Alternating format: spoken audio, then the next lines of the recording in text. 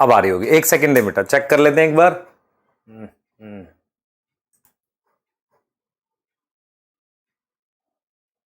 Hello, हाँ आ रही है आवाज। हेलो एवरीवन, बेटा स्टार्ट कर रहे हैं हम लोग lecture number 2 transport in plant में। और अभी साउंड आ रही है, चेक कर लो, पहली बार नहीं आ रही थी। और आप सब लोग मेरे को सुन पा रहे हैं, मेरे को देख पा रहे हैं और अपने अंदर की आवाज भी सुन पा रहे हैं कि आज बहुत सारी पढ़ाई करनी है। तो एक बार अगर आपको मेरी आवाज आ रही है तो ओके लिखो। हम लोग स्टार्ट करने वाले हैं लेक्चर को, फटाफट से जल्दी से ओके लिखो, थम्स अप बनाओ, जो आपको करना हो जल्दी से फटाफट से बता दो बेटा अगर आपको आवाज आ रही है तो। स्टार्ट कर रहे हैं हम लोग लेक्चर को, ठीक है? साउंड आ गई है, बहुत ही बढ़िया। हाँ ठीक है, बहुत सही, आवाज आ रही है आप लोगों को मेरी। अब हम स्टार्ट करने वाले हैं बेटा लेक्चर को। बहुत कैसे हैं आप लोग? एकदम बढ़िया। कल का दिन अच्छा गया? सबने पढ़ाई की? बता दो मुझे, है सबने सारे सब्जेक्ट की डीपीपीस बनाई, लेक्चर देखे? और एक जो दो डाउट मेरे को बच्चों से मिले उसको एक बार डिस्कस कर लेता हूं, ठीक है? हाँ हाँ, एक अजीब सी स्माइल आ जाती है यकीन बैच में आते हुए पढ़ाते हुए, एक स्पेशल स्माइल आ जाती है फेस पे, क्योंकि बहुत सारे मेरे अपने पुराने बच्चे भी हैं जो लास्ट ईयर भी पढ़े थे मेरे से और नए भी हैं, और एक मतलब गोल की तरफ मूव करने वाले हैं, इसलिए अचानक से एक स्माइल आ जाती है, ठीक है? हाँ, तो मुझे लग रहा है कि आपने कल का सारा काम किया। एक रिपोर्ट ले लेते हैं, सबने सारा काम किया बेटा? कल के सारे लेक्चर देखे, सारी डीपीपीस बनाई? बहुत सही, बहुत ही बढ़िया। हाँ, सबने ओके लिखा है, इसका मतलब सब मेहनत करनी स्टार्ट कर दी है। देखो बेटा, शुरू सब करते हैं लेकिन बीच में स्लो नहीं होना है ना? इस बात को ध्यान रखना है। तो आप मेरी आवाज, अपने अंदर की आवाज सुनते रहना। और दूसरा, एक मेरे को डाउट मिला बच्चों का कि क्या सर हम नोट्स दोबारा से बनाएं। देखो एक चीज करते हैं, आप 3-4 दिन 5 दिन लेक्चर देखो, पहले नोट्स भी बनाते रहो अगर आपको लगता है। अगर आपको लगता है ज्यादा फायदा नहीं हो रहा है फिर नहीं करना है। एक्चुअल में क्या होता है मैं आपको बताता हूं।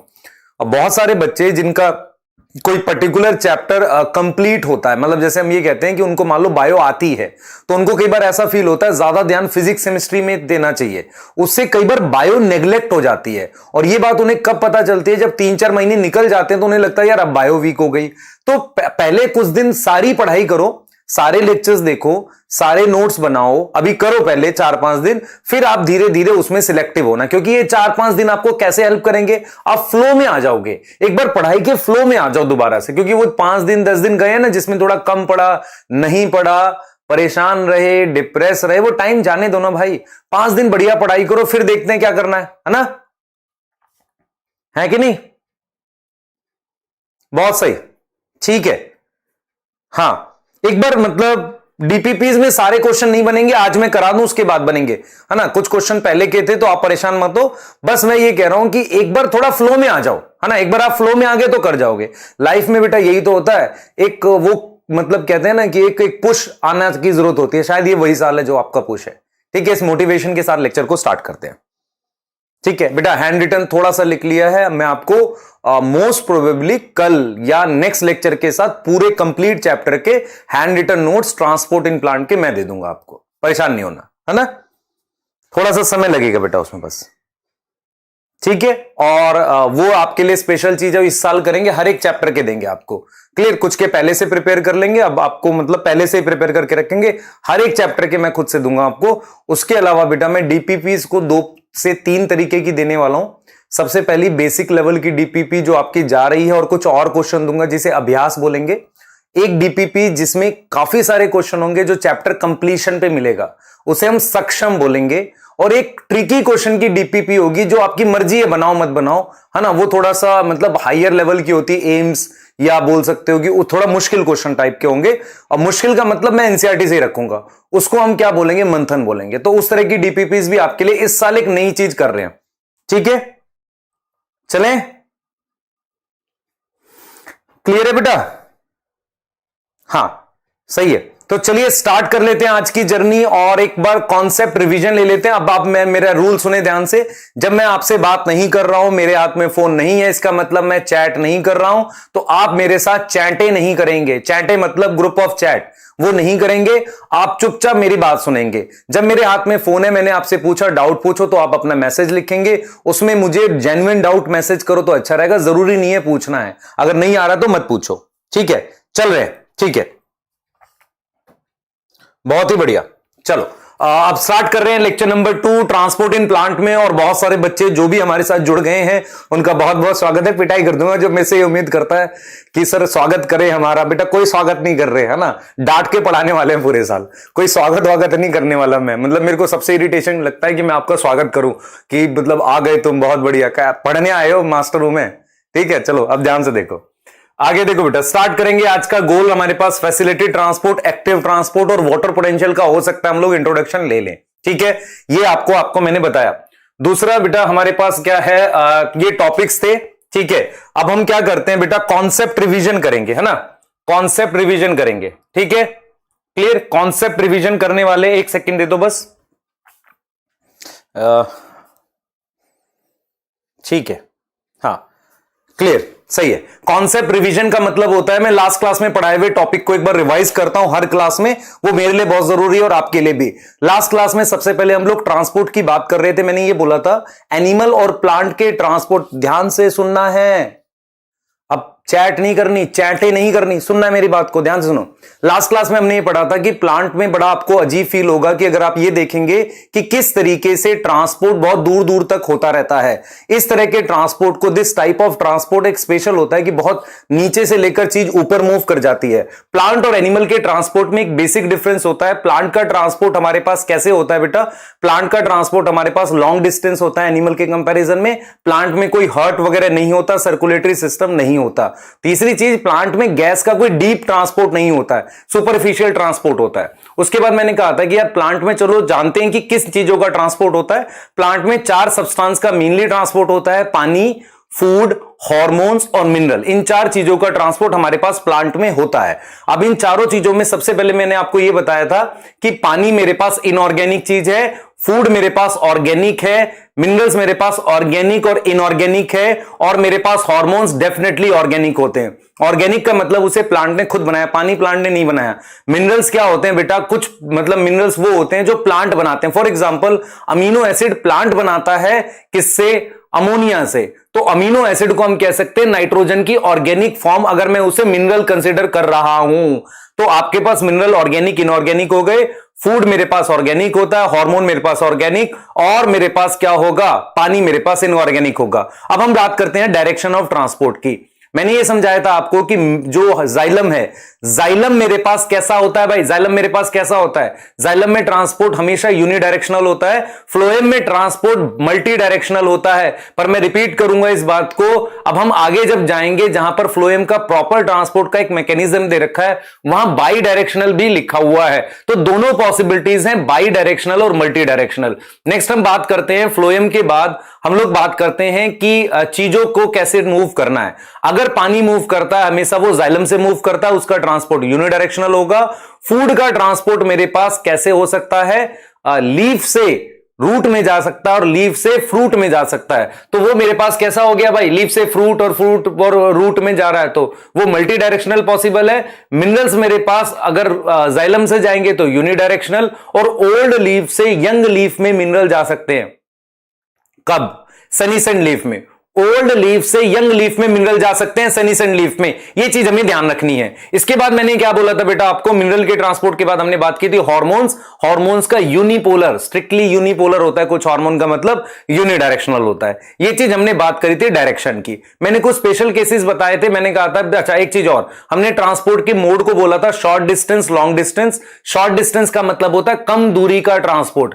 कम दूरी के ट्रांसपोर्ट का अर्थ, मीनिंग है सेल से सेल में जाना, सेल के within cell movement, cell के अंदर चीज की एंट्री मेम्ब्रेन पार करके और एग्जिट, ये चीज आपने ध्यान रखनी है। और लॉन्ग डिस्टेंस ट्रांसपोर्ट को हमने बोला था रूट में पानी गया वहां से ऊपर गया, that is long distance transport. और मैंने आपको ये बोला था कि जो रूट मेरे पास है उसके अलावा हम लोग क्या कर सकते हैं, लीफ में से खाने को रूट में लाने को हम लॉन्ग डिस्टेंस ट्रांसपोर्ट बोलते हैं। इतनी चीज आपको मैंने बताई थी। उसके बाद मैंने बोला था कि लॉन्ग डिस्टेंस ट्रांसपोर्ट के लिए जाइलम फ्लोएम की जरूरत पड़ती है, जिसके लिए टर्म यूज करते हैं ट्रांसलोकेशन।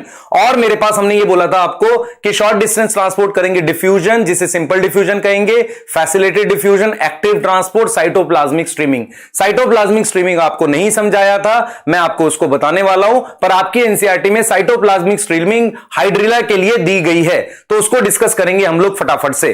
अब यहां से हम आगे मूव करने वाले हैं। ये कॉन्सेप्ट रिवीजन था, लास्ट टॉपिक जो हमने कराया।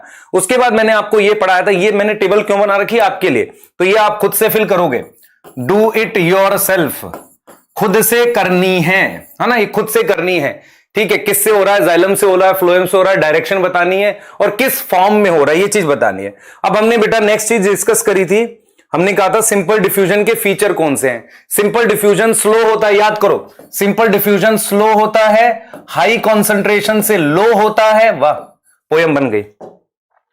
सिंपल डिफ्यूजन स्लो होता है, high concentration to low concentration की तरफ होता है, रैंडम होता है, एनर्जी नहीं चाहिए, है ना, पैसिव होता है, एनर्जी नहीं चाहिए, है ना, पैसिव होता है, सिस्टम पे डिपेंड नहीं करता, नॉट डिपेंड ऑन सिस्टम।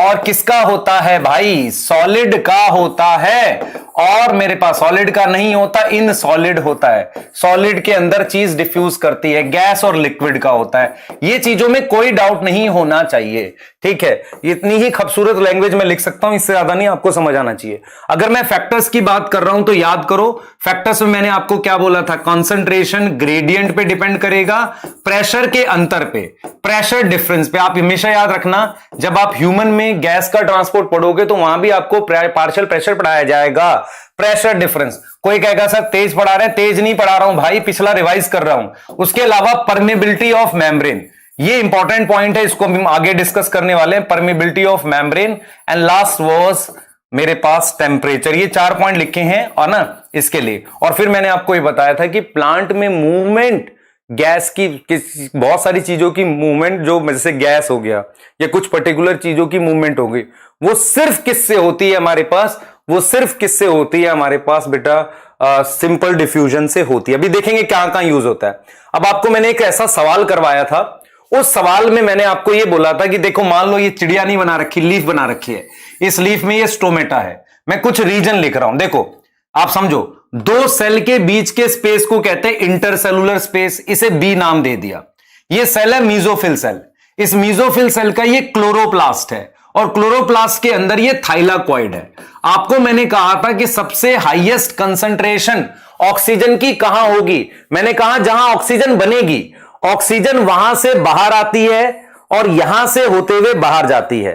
तो लोवेस्ट कंसंट्रेशन कहां होगी आपकी, किसमें होगी बेटा, लोवेस्ट कंसंट्रेशन कहां होगी, बाहर। इसका मतलब यह हुआ, अगर मैं आपसे पूछूं आपकी बॉडी में, मुझे एक चीज बताना, आपकी बॉडी में लोवेस्ट कंसंट्रेशन ऑक्सीजन की कहां होगी, सोच के बताना मुझे। देखो कौन सोच पाता है। देखो मैं आपको एक हिंट देता हूं, हाईएस्ट कंसंट्रेशन ऑक्सीजन की वहां होगी जहां बन रही है, लोवेस्ट वहां है जहां बाहर आई है। ऐसे ही आपकी बॉडी में ऑक्सीजन कहां जाती है, सेल के अंदर, सेल के अंदर कहां, माइटोकॉन्ड्रिया में। तो लोवेस्ट कंसंट्रेशन ऑफ ऑक्सीजन आपकी बॉडी में कहां होगी, माइटोकॉन्ड्रिया में होगी। इसीलिए ऑक्सीजन बाहर से किधर की तरफ जाती है, सेल की तरफ जाती है और माइटोकॉन्ड्रिया की तरफ जाती है। अगर आपको ये बात समझ आ गई है तो हम लोग फैसिलिटी डिफ्यूजन पे मूव करेंगे। चैट में बता दो मुझे, ज्यादा चैटे नहीं करने लगना, सिर्फ चैट में बताना है, ठीक है। मैं फोन देख लूंगा है। हाँ बेटा, टिश्यू में भी सेल के अंदर माइटोकॉन्ड्रिया, सही है, क्योंकि वहां खर्च हो रही है, वहां क्या हो रही है, खर्च हो रही है। चले आगे, आगे चल लें, बहुत बढ़िया। हाँ आगे चल रहे बेटा,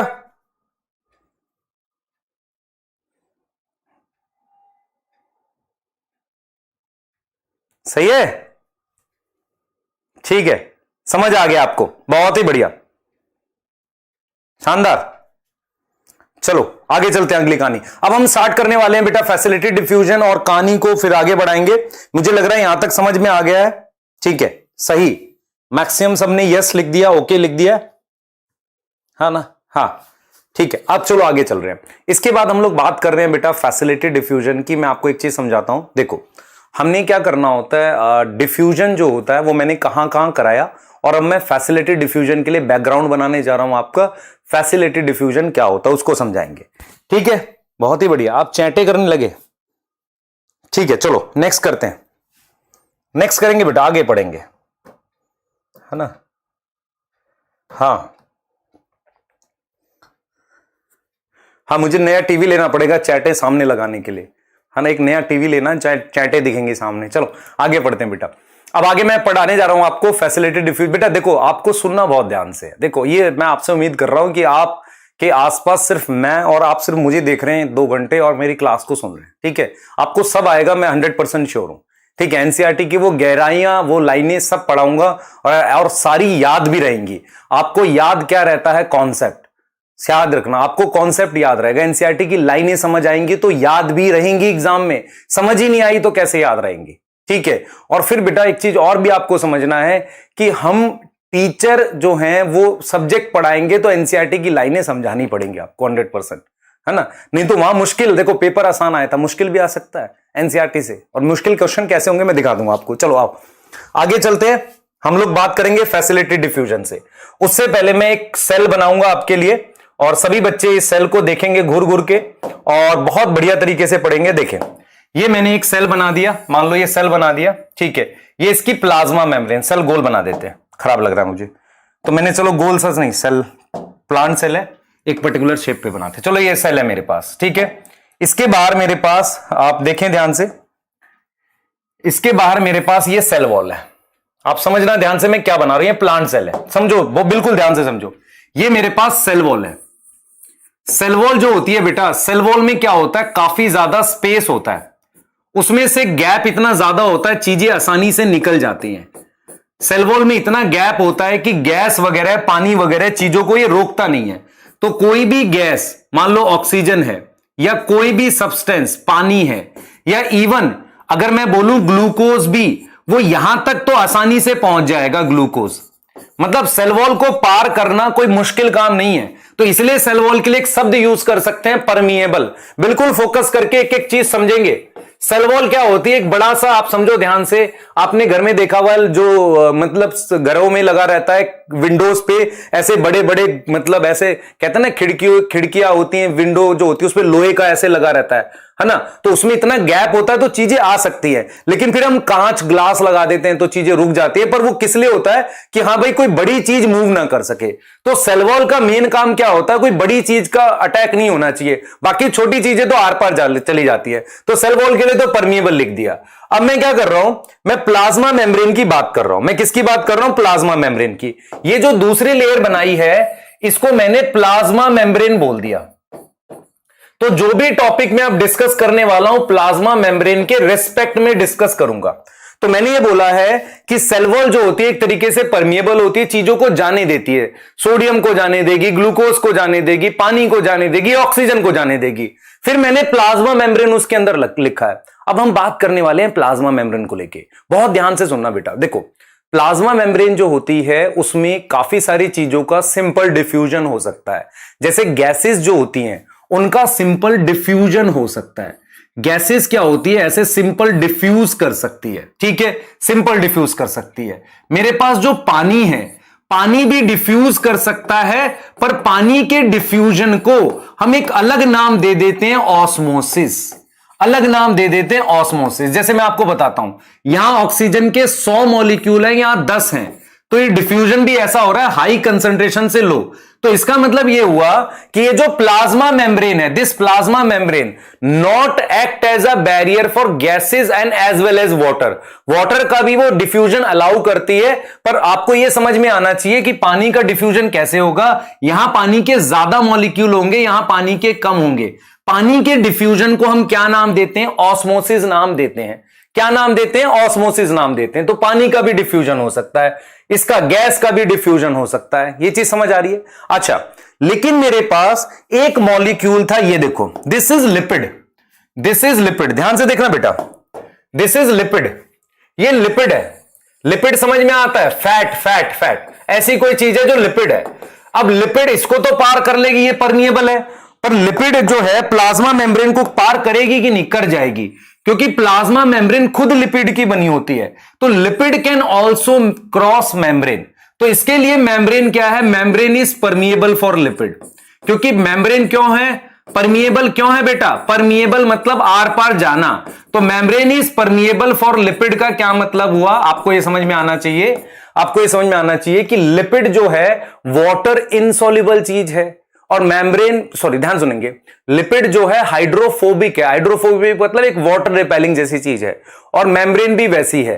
तो लाइक डिसॉल्व लाइक, मेम्ब्रेन खुद किसकी बनी हुई है, लिपिड की बाइलेयर है, तो लिपिड भी उसमें से ऐसा ही आर पार आ सकता है, और इसमें लिपिड की मूवमेंट डिपेंड करती है परमिएबिलिटी ऑफ मेम्ब्रेन पर, इसीलिए एनसीईआरटी ने लिखा है कि परमिएबिलिटी। अब थोड़ा सा कंफ्यूजन हुई, फिर से सुनेंगे। देखो, गैसेस कैन सिंपली डिफ्यूज, पानी can diffuse, water can diffuse. Now this lipid can also diffuse because lipid का ही बना हुआ मेम्ब्रेन है, तो लाइक डिसॉल्व लाइक, आपस में घुल जाते हैं। लेकिन इसमें इंपॉर्टेंट चीज ये है कि ये मेम्ब्रेन कितनी परमिएबल है इस लिपिड के लिए। बहुत बड़ा लिपिड होगा तो शायद मुश्किल हो जाए, छोटा होगा तो पास हो जाएगा। और आपने पढ़ा भी है कि हार्मोन्स जो लिपिड के बने होते हैं वो मेम्ब्रेन पार कर लेते हैं, याद है आपको, मेम्ब्रेन पार कर लेते हैं, ये पढ़ा है आपने। अब यहां पे आ जाओ, कहानी देखनी हमने।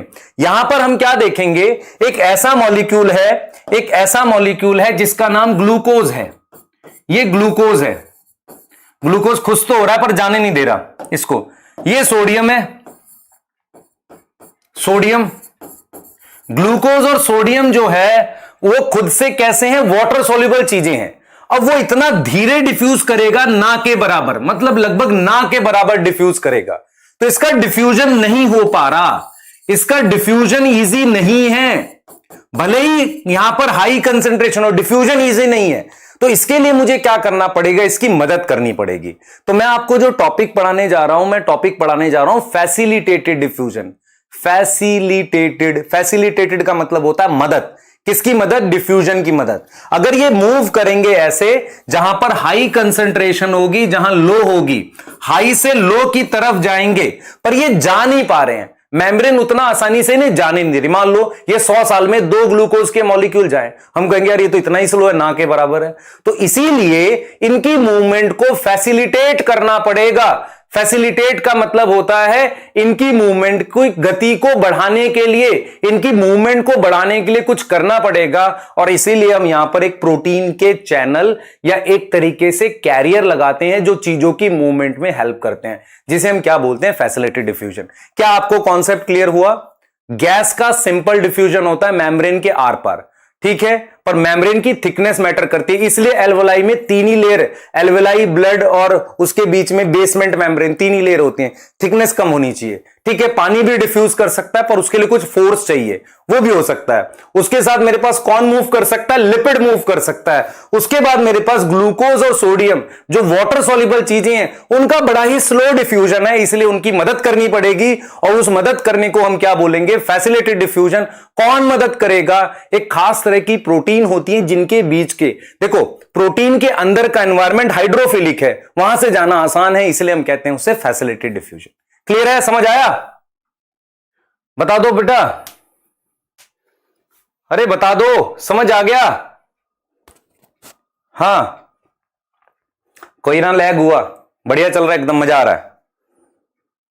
समझ नहीं आया बेटा, मेरी बात समझ, क्यों नहीं समझ आया? देख फिर देख, ऑक्सीजन तो सिंपल हाई कंसंट्रेशन लो मूव कर रहा है, पानी मूव कर रहा है, लिपिड भी मूव कर सकता है, पर ग्लूकोज और सोडियम जो है एक वाटर सोल्युबल चीजें हैं, मेम्ब्रेन लिपिड की बनी हुई है, वो जाने नहीं देगा उसको। क्लियर है? जल्दी बताओ। हां, ठीक, चलो इतनी सब बात समझ में आ गई, ठीक है। हां, इतनी बात आपको समझ में आ गई, आपने चैटें कर दी मेरे साथ और बहुत सारी चैटें लिखकर आपने, ठीक है। हां, ठीक, डन। चलो आगे चलते हैं हम लोग। अब मैं आपको फैसिलिटेटेड डिफ्यूजन डिटेल में समझाने वाला हूं, पर आपने सिंपल ये समझ लिया। अगर आपसे कोई पूछे किन किन चीजों का सिंपल डिफ्यूजन हो सकता है, गैस का, पानी का और लिपिड का, किसका नहीं होगा, वाटर सोल्यूबल सब्सटेंस का। एनसीईआरटी ने एक शब्द यूज किया, हाइड्रोफिलिक मोइटी। हाइड्रोफिलिक मोइटी मतलब हाइड्रोफिलिक सब्सटेंस, ठीक है, हाइड्रोफिलिक मोइटी शब्द यूज किया है। चलो आगे चलते हैं भाई, फैसिलिटेटेड डिफ्यूजन का मतलब समझाते हैं। फैसिलिटेटेड का मतलब है मदद, मदद कर रहा है, हेल्प कर रहा है। किसमें हेल्प कर रहा है, डिफ्यूजन में, है ना, डिफ्यूजन में, सही है, डिफ्यूजन को क्या बोलते थे? विसरण, पता नहीं, शायद हिंदी में तो विसरण ही बोलते थे, छोड़ो जान दो। डिफ्यूजन में हेल्प कर रहा है, तो हेल्प हो गया बेटा। फैसिलिटेट का मतलब हो गया हेल्प। कौन हेल्प कर रहा है? चैनल हेल्प कर रहा है। तो एक चीज समझे, सबसे पहले ये समझे कि जो हाइड्रोफिलिक सब्सटेंस है, हाइड्रोफिलिक, समझो ध्यान से बेटा, हाइड्रोफिलिक सब्सटेंस जो होगा, hydrophilic substance like, what is hydrophilic? पानी में soluble hydrophilic substance like glucose और सोडियम, they cannot diffuse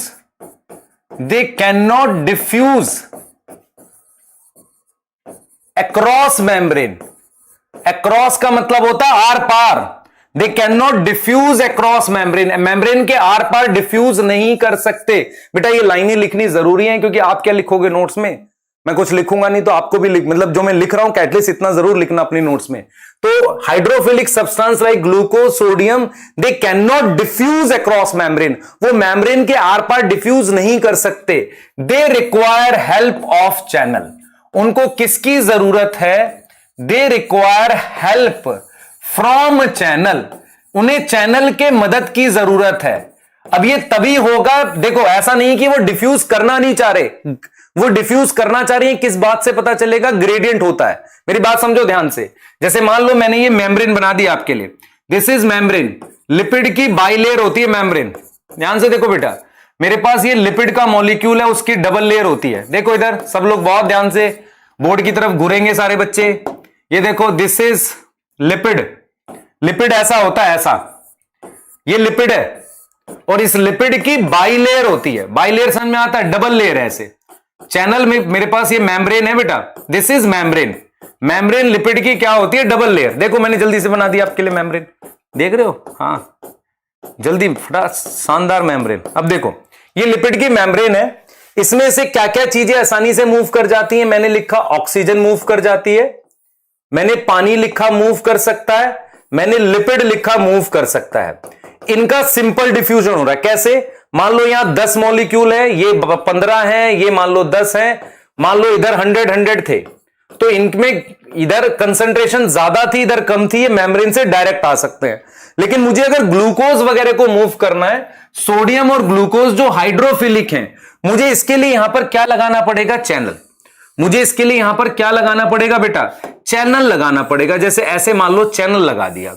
अब इस चैनल में से मेरे पास सोडियम मूव कर सकता है, क्लियर, क्योंकि वो मेम्ब्रेन में से नहीं जा रहा, चैनल में से जा रहा है। मतलब एक तरीके का गेट लगा दिया आपने। पर समझदारी वाली बात यह है कि ग्रेडियंट जरूर होगा। ग्रेडियंट मतलब अंतर जरूर होगा। ऐसा नहीं है कि अंतर नहीं है, ऑलरेडी डिफरेंस है। मेरी बात समझो, हम सिर्फ मदद कर रहे हैं। वो जाना चाह रहा था, कैसे पता आपको जाना चाह रहा था? यहां ज्यादा कंसंट्रेशन थी या कम कंसंट्रेशन थी? वो जाना चाह रहा था। आप समझ रहे हो? वो जाना चाह रहा था। आपने क्या किया? आपने यहां हाई कंसंट्रेशन, लो कंसंट्रेशन, आपने गेट दे दिया, जिसे हम क्या बोल रहे हैं? चैनल। आपको समझ आया? तो एनसीईआरटी बिल्कुल ये कहती है कि कुछ चीजों के लिए मेम्ब्रेन परमिएबल है, डायरेक्टली मूव करेंगे, ठीक है। कुछ चीजें डायरेक्टली मूव नहीं कर पाती, जैसे कि सोडियम, उनको एक पर्टिकुलर गेट की आवश्यकता है, जिसे चैनल कहते हैं। तीनों चारों के केस में इधर हाई कंसंट्रेशन है, इधर लो कंसंट्रेशन है, तो कंसंट्रेशन का अंतर तो इसमें भी है, इसमें भी है। समझ रहे हो? इसका मतलब ना इसमें एनर्जी लगेगी ना इसमें एनर्जी लगेगी। एनर्जी क्यों नहीं लगेगी? हाई से लो की तरफ जा रहा है, एनर्जी इसलिए नहीं लगेगी। तो एनर्जी इनमें नहीं लगेगी, आप समझो ध्यान से। तो व्हाट इज फैसिलिटेटेड?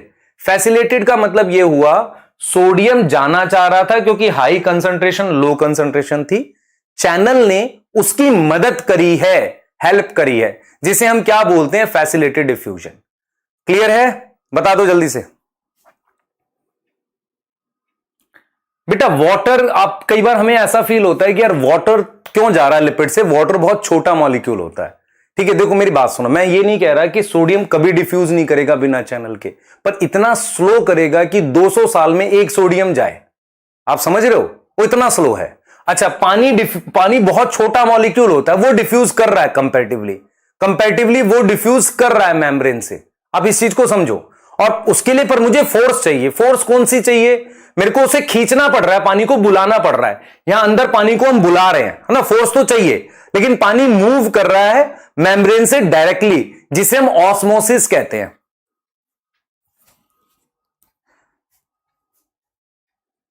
है ना? हाँ हाँ, मैं हरियाणा में पढ़ा रहा होता तो बच्चे कहते मौज करा दी सर जी। ठीक है, आगे आ जाओ भाई। ठीक है, क्लियर? हाँ, और ये एक बड़ी बात नहीं है, आप कुछ महीने रुको, है ना। सभी मेडिकल कॉलेज में हम मतलब कहते हैं अच्छे क्वालिटी के डॉक्टर्स होंगे। कैसे? क्योंकि हम आपको अच्छे मतलब तरीके से पढ़ाएंगे, और सभी मेडिकल कॉलेज में, है ना, अच्छे डॉक्टर्स होंगे जो लास्ट यकीन से बने, इस वाले यकीन से तो और ज्यादा बनेंगे, है ना। ठीक है, चलो। तो सिंपल डिफ्यूजन अकर फॉर पानी, गैस, गैस में बेटा दोनों आ जाएगा, ऑक्सीजन और CO2, और क्या आ जाएगा, और क्या आ जाएगा, लिपिड। यहां तक ठीक है? क्लियर? हां, ठीक है, क्लियर है। तो मैं बिल्कुल आपके लिए लिख दिया मैंने बात, मैंने क्या लिख के सुन लो ध्यान से। हाइड्रोफिलिक सब्सटेंस, अब हम इसको डिटेल में पढ़ने जा रहे हैं। ठीक है, डिटेल में पढ़ने जा रहे हैं। मैं आपको एक मेम्ब्रेन बना रहा हूं।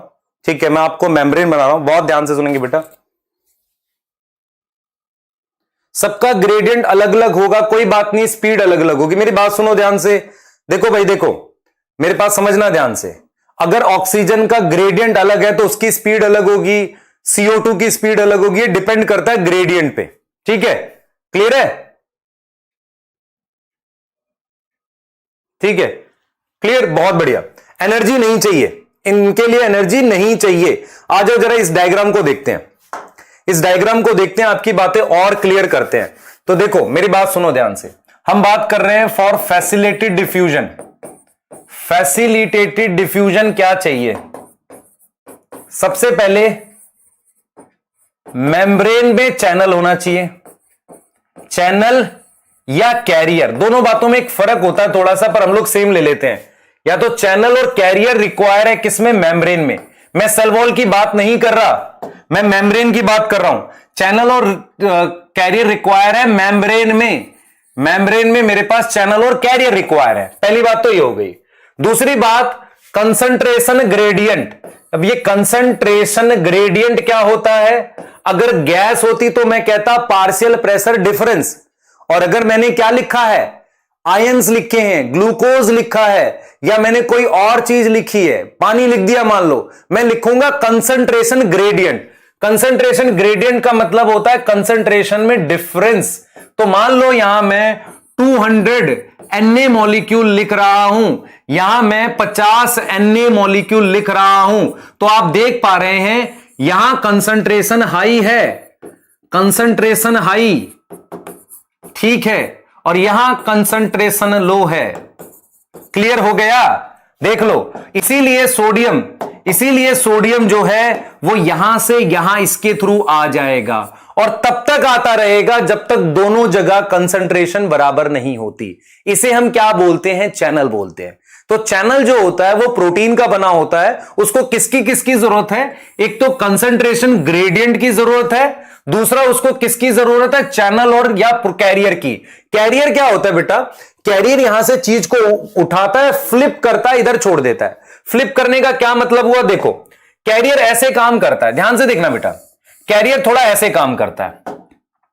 हम ऑल्दो दोनों को सेम ले लेते हैं, ऐसे देखो, कैरियर ऐसे काम करता है, यहां पर सोडियम को बिठा लेगा, मान लो यहां पर सोडियम को बिठा लेगा, और फिर दूसरी तरफ घूम के ऐसे दूसरी तरफ घूमेगा, फ्लिप करेगा और सोडियम को छोड़ देगा। तो ये सोडियम है मान लो, इसको इसने यहां बिठा लिया, फिर ये दूसरी तरफ घूमा, ऐसे ऐसे घूमा, और इसने क्या किया? सोडियम को यहां छोड़ दिया ऐसे, तो ये इधर आ गया।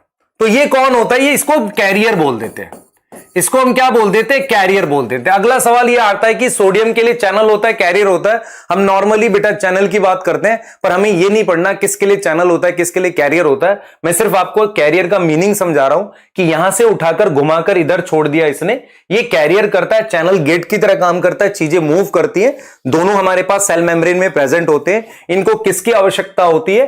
कंसंट्रेशन ग्रेडियंट की आवश्यकता होती है। तो आपको यह समझ में आना चाहिए कि मेरे पास कुछ चीजों का सिंपल डिफ्यूजन होता है। मैं बार बार लिख रहा हूं, पानी का, गैस का और लिपिड का। ठीक है, इनका सिंपल डिफ्यूजन होता है, सिंपल डिफ्यूजन होता है। पानी के सिंपल डिफ्यूजन को हम क्या बोलते हैं? ऑस्मोसिस। इनका फैसिलिटेड डिफ्यूजन होता है, जिसे हम क्या बोलते हैं? Concentration gradient. इनमें ये हाइड्रोफिलिक है, बेटा एनसीईआरटी लिखती है हाइड्रोफिलिक मोइटी।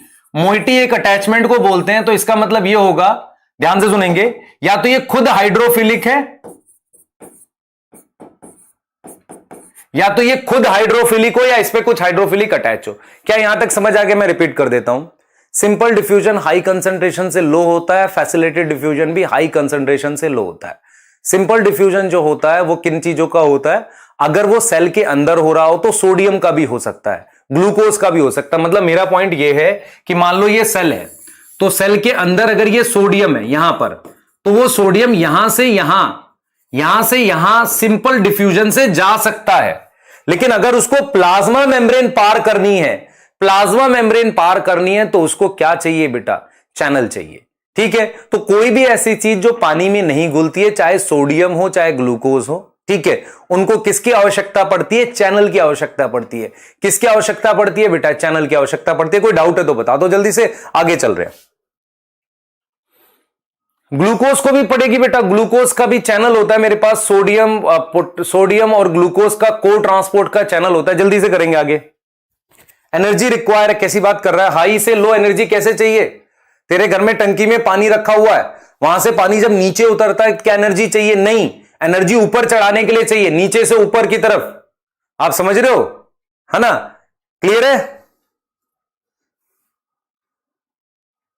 बेटा? वाटर डेफिनेटली, मेरी बात समझो, वाटर पोलर तो है पर बहुत छोटा मॉलिक्यूल है, डिफ्यूज कर जाता है कंपैरेटिवली अदर। ठीक है, और फिर वो डिफ्यूज कर जाता है प्लाज्मा मेम्ब्रेन में से। प्लाज्मा मेम्ब्रेन कोई सॉलिड नहीं है, सेमी फ्लूइड है, कुछ ऐसा मानो।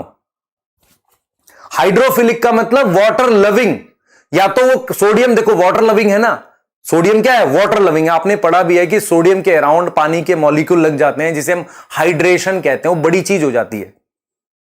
क्लियर है? बहुत ही बढ़िया, बहुत बहुत मजा आया। आ जाओ, हैंड रिटन नोट जो पूछ रहा है मैं बार बार बता दी भाई, नेक्स्ट क्लास में तक मिल जाएंगे 100%, है ना? टेंशन नहीं लो ज्यादा, ठीक है? हाँ, पढ़ो ध्यान से। अब भाई ये क्या बना दिया डायग्राम? थोड़ा सा लिपिड के बारे में जान लेते हैं। This is lipid. अच्छा, ये क्या नॉर्मल लिपिड है जो मेम्ब्रेन में लगा होता है? नहीं, फॉस्फोलिपिड है। सुन लो ध्यान से, ये क्या बना रखा है? लिपिड। नॉर्मल लिपिड है? नहीं सर, फॉस्फोलिपिड है। ये फॉस्फोलिपिड क्या होता है? Phosphate plus lipid. हाँ, कैसा स्ट्रक्चर होगा अभी देख लेते हैं, देखें जल्दी से। देखो भाई, हमने क्या बनाया आपको? हमने लिपिड दिखाया, हमने कहा ये लिपिड है, आपने कहा हां सर लिपिड है। कौन सा लिपिड है? फॉस्फोलिपिड है। स्ट्रक्चर दिखा रहा हूं, चैटे मत करो। हाइड्रोफिलिक बताया, हाइड्रोफिलिक मतलब वाटर लविंग।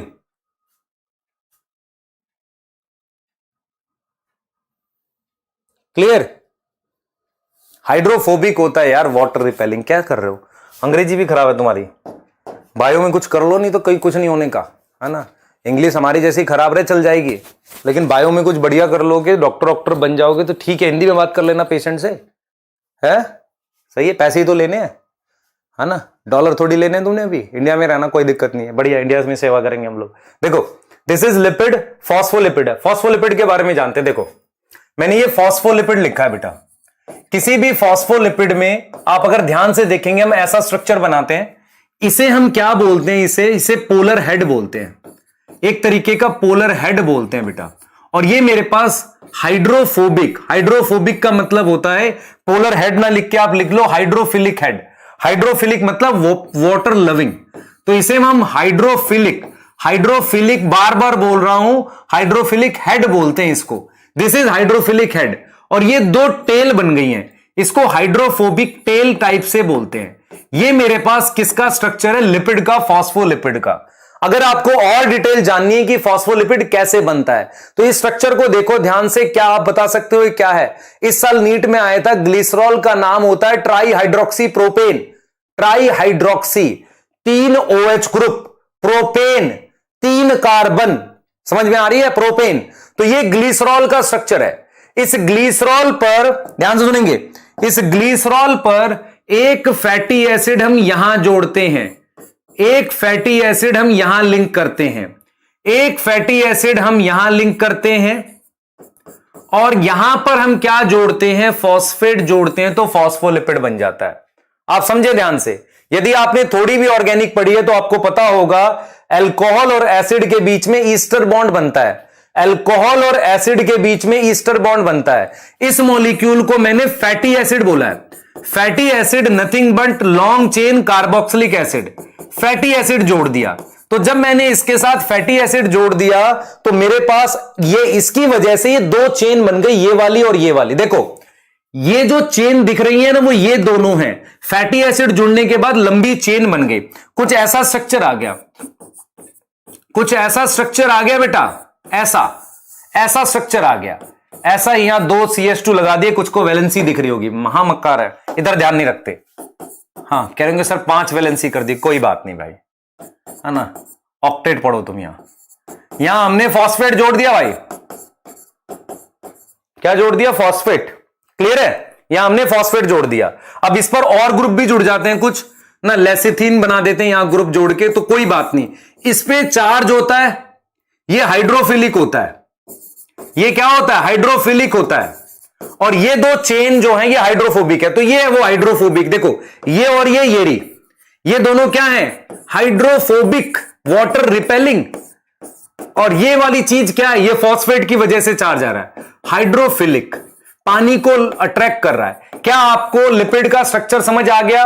और इसी को जब मैं ऐसे लगा देता हूं तो बाइलेयर बन जाती है। बाइलेयर मतलब ये, इसका मतलब ये हुआ कि बाइलेयर जब हम बनाते हैं तो मेरे पास पानी की तरफ, पानी दोनों तरफ होता है सेल में, तो पानी की तरफ हाइड्रोफिलिक पार्ट आता है। आप देखो ये ध्यान से, मैंने मान लो ऐसा स्ट्रक्चर बना दिया आपके लिए, तो ये बाहर का हिस्सा और ये वाला पार्ट ये वाटर लविंग है और ये पानी की तरफ आता है, अंदर हाइड्रोफोबिक है, यहां पर सारा ये हाइड्रोफोबिक है। अरे आया कुछ समझ, बता दो जल्दी, आगे समझ, है ना, बढ़िया समझ आ रहा है। स्ट्रक्चर समझ नहीं आया पिटाई खाएगा जो नहीं आया। इधर देखो, दिस इज ग्लिसरॉल, ये OH OH OH। यहां पर आप देखो जरा, फैटी एसिड जोड़ दिया, fatty acid is nothing but long chain carboxylic acid. यहां फैटी एसिड जोड़ दिया तो एक लंबी चेन बन गई हाइड्रोकार्बन की, वो ये रही।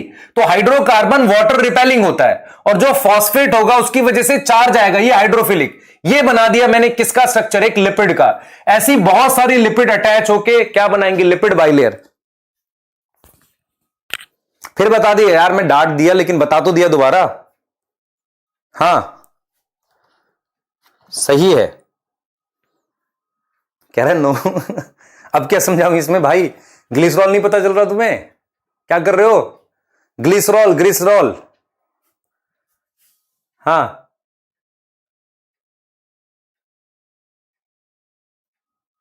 भाई ये CH2OH OH OH, इस पे यहां फैटी एसिड जोड़ा, यहां जोड़ा फैटी एसिड और यहां फॉस्फेट है। समझो, आप समझो ध्यान से मैं क्या कर रहा हूं भाई। ये ग्लिसरॉल दिख रहा है, एक फैटी एसिड यहां जोड़ा, एक फैटी एसिड यहां जोड़ा। फैटी एसिड कुछ नहीं होता, एक लंबी चेन का कार्बोक्सिलिक एसिड होता है, कार्बन की लंबी चेन होती है। वो कार्बन की लंबी चेन ये रही और ये रही, फैटी एसिड जुड़ गया। ये मत देखो ना ईस्टर बॉन्ड है, नहीं पता तो छोड़ दो। तो आपको ये समझ में आना चाहिए कि इस कार्बन के साथ लंबी चेन ये मैंने यहां दिखा दिया, ये हाइड्रोफोबिक है, वाटर रिपेलिंग है, और ये वाला पार्ट हाइड्रोफिलिक है, इसकी वजह से आएगा। बस इतना ही समझना है। कुछ कह रहे हैं सर क्यों समझा रहे हो, समझ तो आगे नहीं तो मैं तो समझाऊंगा भाई, एक भी रह गया तो। हाँ मोइटी मतलब अटैचमेंट, मोइटी मतलब, मोइटी का मतलब मोटी नहीं है, मोइटी मतलब होता है, ये वर्ड कहां लिखा हुआ है, मॉलिक्यूलर बेसिस ऑफ इनहेरिटेंस की एनसीईआरटी में भी लिखा हुआ है कि मोइटी, मोइटी का शुगर के साथ शुगर मोइटी लिखा हुआ है, तो अटैचमेंट को बोलते हैं उस तरीके से। हां सही, आगे चलो जरा, आगे आ जाओ भाई। फीचर पढ़ रहे हैं हम लोग फैसिलिटी डिफ्यूजन के। मैंने आपको अभी तक क्या पढ़ाया है, मैंने आपको मेम्ब्रेन के बारे में थोड़ा सा बता दिया। मैंने आपको ये बताया कि फैसिलिटी डिफ्यूजन मेम्ब्रेन के आर पार होता है। अब फैसिलिटी डिफ्यूजन के कुछ फीचर्स लिखने जा रहा हूं। तो सबसे पहला फीचर मैं जो लिख रहा हूं, मैं लिख रहा हूं पैसिव। पैसिव का क्या मतलब हुआ, नॉट रिक्वायर एनर्जी, ऊर्जा की आवश्यकता नहीं होती, एनर्जी नहीं चाहिए, ठीक है, एनर्जी नहीं चाहिए। हां क्लियर, एनर्जी नहीं चाहिए, नॉट रिक्वायर एनर्जी। पैसिव का मतलब है एनर्जी नहीं चाहिए। और हो कैसे रहा है, डाउनहिल, डाउनहिल नीचे की तरफ, मतलब नीचे की तरफ का मतलब यह हुआ फ्रॉम हाई कंसंट्रेशन टू लो, ज्यादा कंसंट्रेशन से किसकी तरफ हो रहा है, टू लो हो रहा है ना। नॉट रिक्वायर एनर्जी, एटीपी नहीं चाहिए, एटीपी नहीं चाहिए बेटा, एनर्जी नहीं चाहिए। डाउनहिल का मतलब हाई कंसंट्रेशन टू लो होगा। तीसरा, रिक्वायर चैनल या कैरियर, चैनल चाहिए और क्या चाहिए, कैरियर चाहिए। क्या चाहिए, कैरियर चाहिए। अब आपको समझ में आना चाहिए कि चैनल किसके बने हुए हैं। Channel is made up of protein, किसके बने हुए हैं, प्रोटीन के, और उसके अपने अलग फीचर होते हैं। चैनल जो है किसके बने हुए हैं, प्रोटीन के, उसके अपने अलग फीचर भी होते हैं। चैन नहीं भाई, चैन नहीं बनी, चैनल है ना। मेरे को भूख लग रही है, मैं खा गया कुछ इसमें से। चैनल, तो चैनल किसके बने हुए हैं, प्रोटीन के, प्रोटीन के चैनल बने हुए हैं और उसके अपने कुछ फीचर होते हैं। उसके अपने क्या फीचर होंगे वो मैं लिख रहा हूं, सुन लो ध्यान से। तो इसका मतलब क्या होगा, उसके अपने कुछ फीचर है वो यहां लिख रहे हैं, इसको एक्सप्लेन कर रहे हैं। इट शो SSI, SSI का मतलब सिलेक्टिविटी, सैचुरेशन एंड इनहिबिशन। इनको मैं एक्सप्लेन कर रहा हूं, इन पॉइंट्स को एक्सप्लेन कर रहा हूं।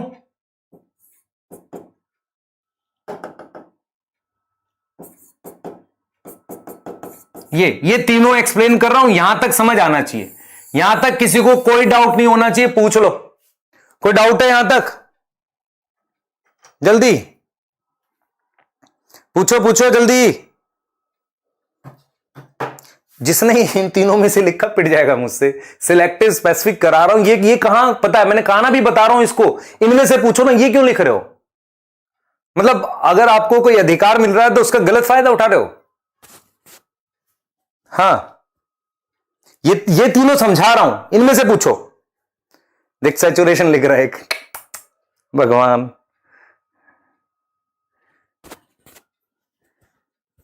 इसमें से क्या लिख रहा भाई, सैचुरेशन। डाउनहिल मतलब हाई कंसंट्रेशन से लो, डाउनहिल कहते हैं उसे। हाँ, डाउनहिल बता दिया। कैरियर बेटा, कैरियर, और मैंने चैनल बताया ना, कैरियर यहां से उठाता है दूसरी तरफ फेंक देता है, दैट इज कैरियर। क्लियर है। एक कह रहा वंस अगेन, क्या वंस अगेन भाई, पैसिव एनर्जी नहीं चाहिए, डाउनहिल हाई कंसंट्रेशन से लो, चैनल क्या है, प्रोटीन के बने हुए चैनल या कैरियर। ठीक है, डाउनहिल बताया तो बेटा हाई कंसंट्रेशन से लो, जहां ज्यादा है वहां से कम की तरफ।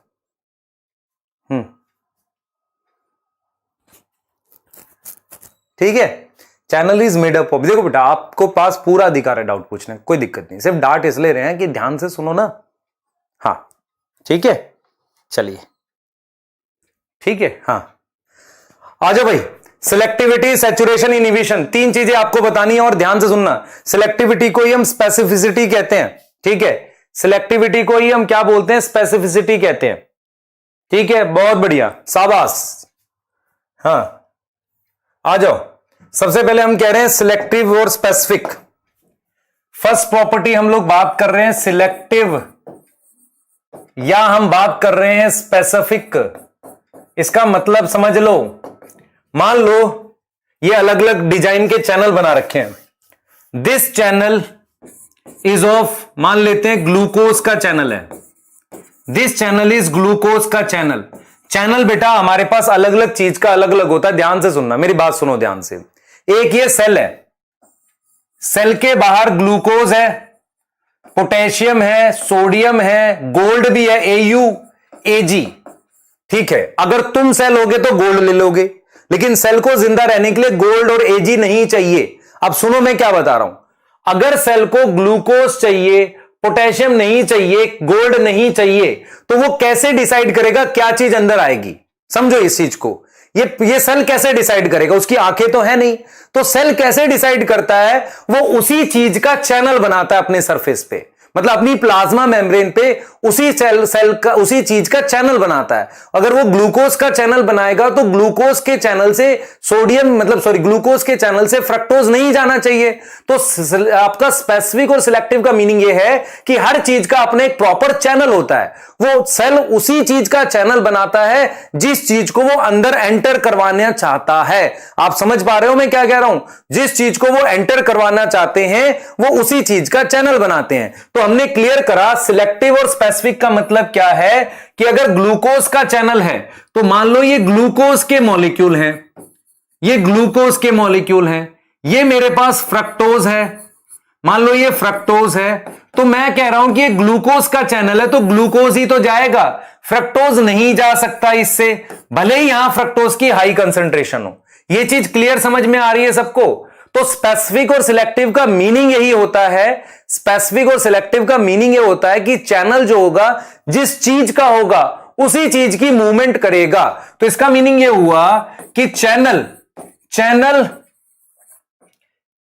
Are specific for particular substance और उसी के लिए वो उसको अलाउ करेगा। मान लो ये चैनल जो है मान लो पोटेशियम का चैनल है तो इसमें से पोटेशियम जा रहा है, अगर ये कैल्शियम यहां पर है तो इसको नहीं जाने दे रहा।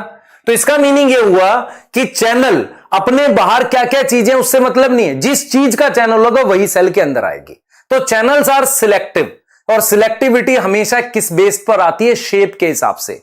चैनल की भी तो आंखें थोड़ी हैं कि ग्लूकोज को देख लेगा, चैनल के अंदर ऐसी शेप होती है कि ग्लूकोज को ही जाने देता है, वो फ्रक्टोज को जाने नहीं दे रहा। तो क्या सिलेक्टिव आपको समझ आ गया है? चैटे कर लो फटाफट से। एक कह रहा फिर से बताओ भाई, सिलेक्टिव का मतलब चैनल सिलेक्ट कर रहा है ग्लूकोज और फ्रक्टोज में से किसी एक को, या चैनल स्पेसिफिक है सिर्फ ग्लूकोज के जाने के लिए।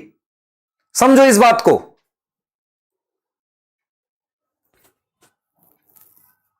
क्लियर है? चैनल प्रोटीन का बना हुआ है बेटा और उसकी शेप होती है। मैं अगर आपसे ये पूछूं नेचर में ऐसी कौन सी चीज बनाई जो शेप के अकॉर्डिंग काम करती है? प्रोटीन ही तो बनाई है सबसे ज्यादा।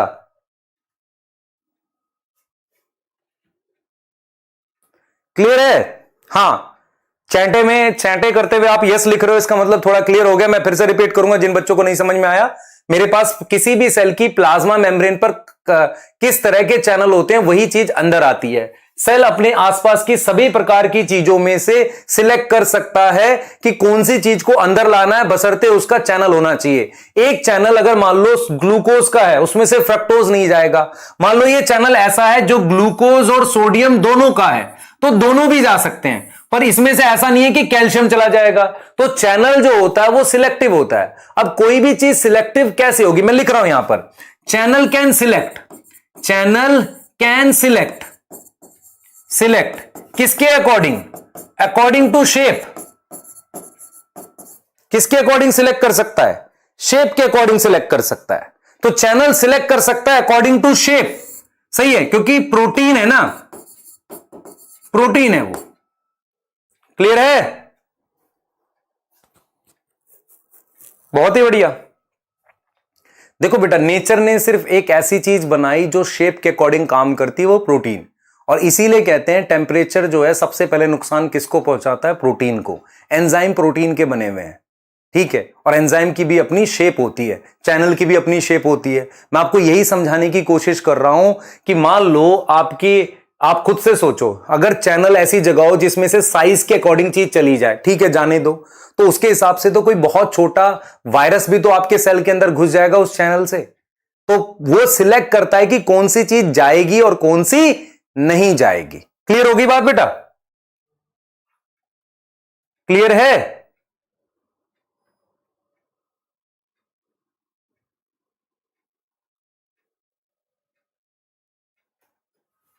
क्लियर? हां, सही है। कैरियर, चैनल, ये सिलेक्टिव होते हैं बेटा चीजों को लेके, हमेशा याद रखो। सिलेक्टिव का मतलब किसी पर्टिकुलर चीज को जाने देते हैं। आगे चल रहे हैं भाई, आगे चल रहे हैं। दूसरी प्रॉपर्टी है सैचुरेशन। ये चैनल की प्रॉपर्टी है बेटा, और चैनल की प्रॉपर्टी का मतलब फैसिलिटेड डिफ्यूजन की प्रॉपर्टी है। सैचुरेशन क्या होता है? सैचुरेशन शब्द का मतलब समझो, पहले मेरी बात सुनना ध्यान से। मान लो ये किसका चैनल है? This is channel for Na। ये सारे Na के चैनल है। Na क्या होता है? Na होता है हमारे पास सोडियम। ये सारे सोडियम के चैनल है। इस चैनल में से सोडियम के जाने का जो रेट है वो ऐसा है कि फ्रॉम चैनल, देखो समझो पहले चीजों को, मैं ऐसे लिख रहा हूं, फ्रॉम वन चैनल मेरे पास एक Na 2 सेकंड में जाता है। समझो, एक Na यहां से, मान लो यहां 10 Na है और यहां 2 Na है, तो एक Na कितने सेकंड में पास होता है? 2 सेकंड में। कहां से? एक चैनल से। ठीक है, क्लियर। अभी मान लो ये नहीं थे, ये चैनल नहीं थे, अभी आपने क्या किया? एक चैनल और दे दिया इसे। तो मैंने कहा कि भाई 2 Na कितने सेकंड में जाएगा? 2 ही सेकंड में जाएगा। भाई आप समझो इस बात को, अगर एक Na, देखो यहां हाई कंसंट्रेशन है, यहां सोडियम की हाई कंसंट्रेशन है, सैचुरेशन समझो ध्यान से। हमने क्या किया है? एक प्लाज्मा मेम्ब्रेन ऐसे ड्रॉ कर ली है, उस पर मैंने ये सारे चैनल सोडियम के बनाए हैं।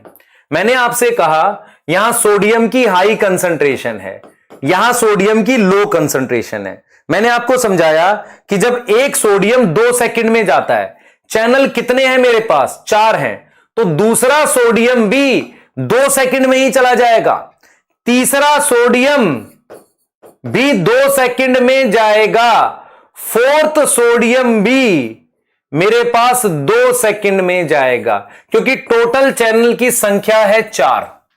इसका मतलब यह हो गया, इस देखो मेरे पास किसकी स्पीड दे रखी है? चैनल की।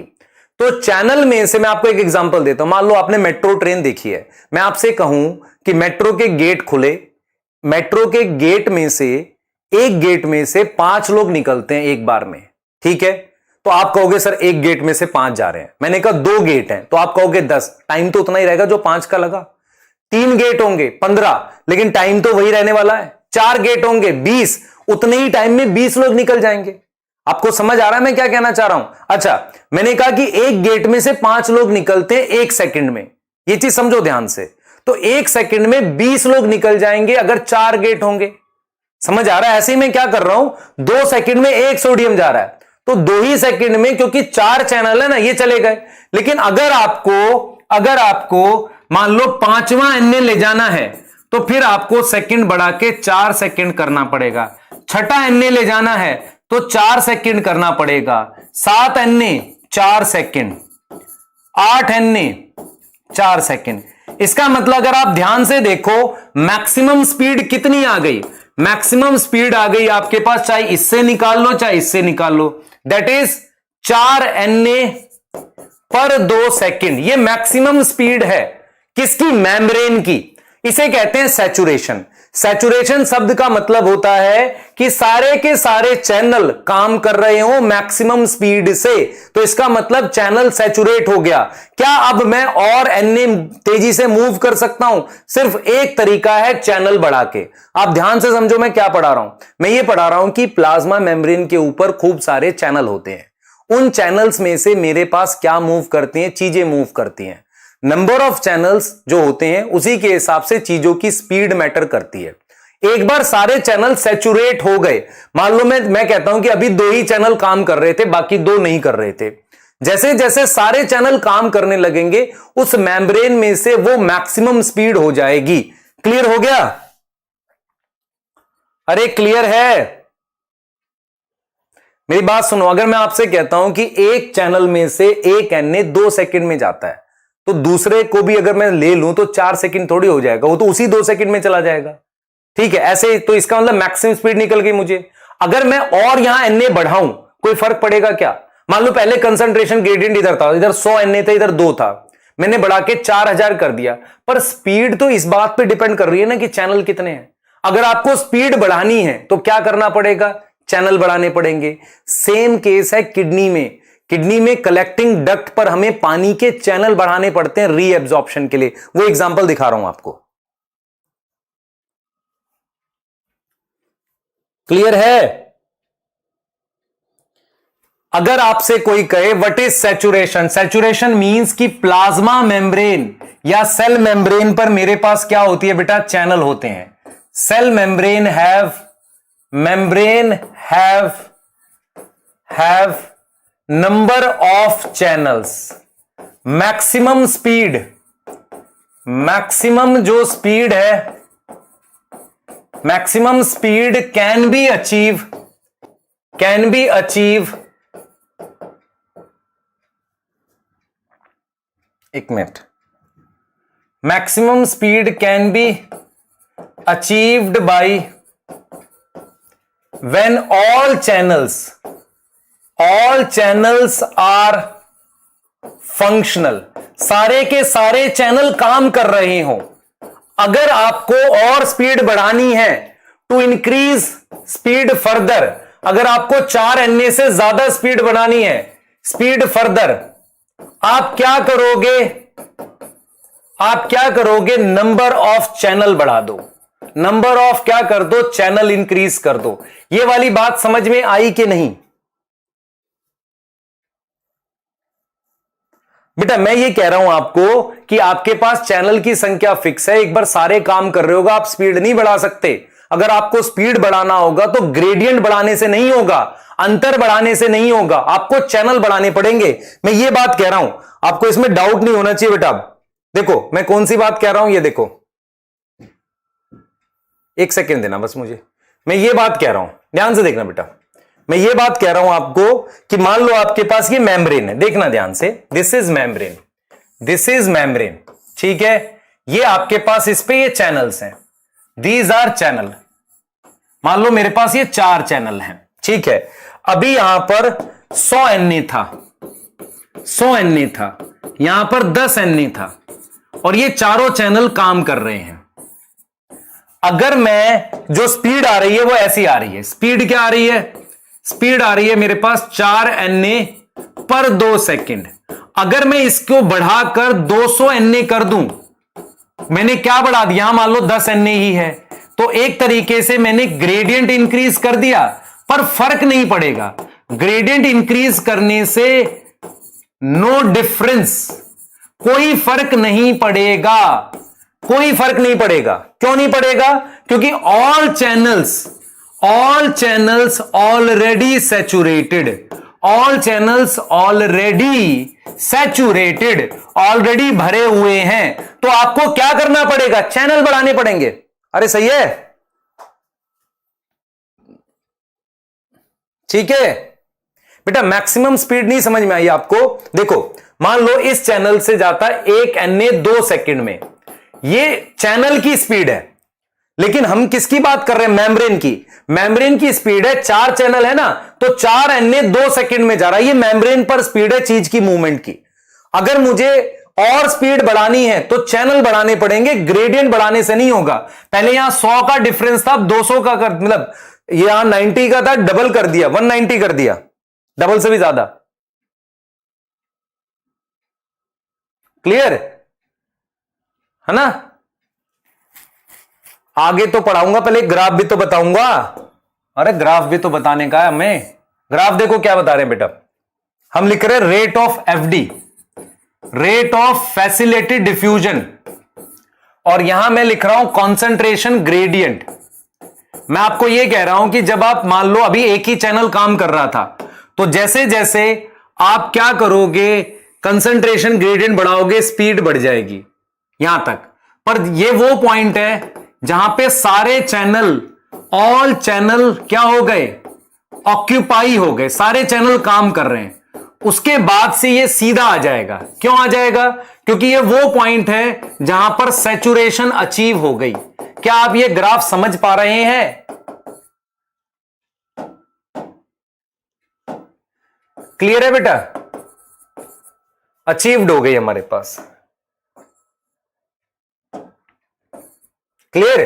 तो सैचुरेशन आ गई, और ये देख रहे हो, ये वाला ग्राफ ऐसे आएगा। क्लियर? ठीक है, हैं? ग्राफ भी तो बनाएंगे। ग्राफ ना बनाए बायो में हम मजा ही नहीं आने का।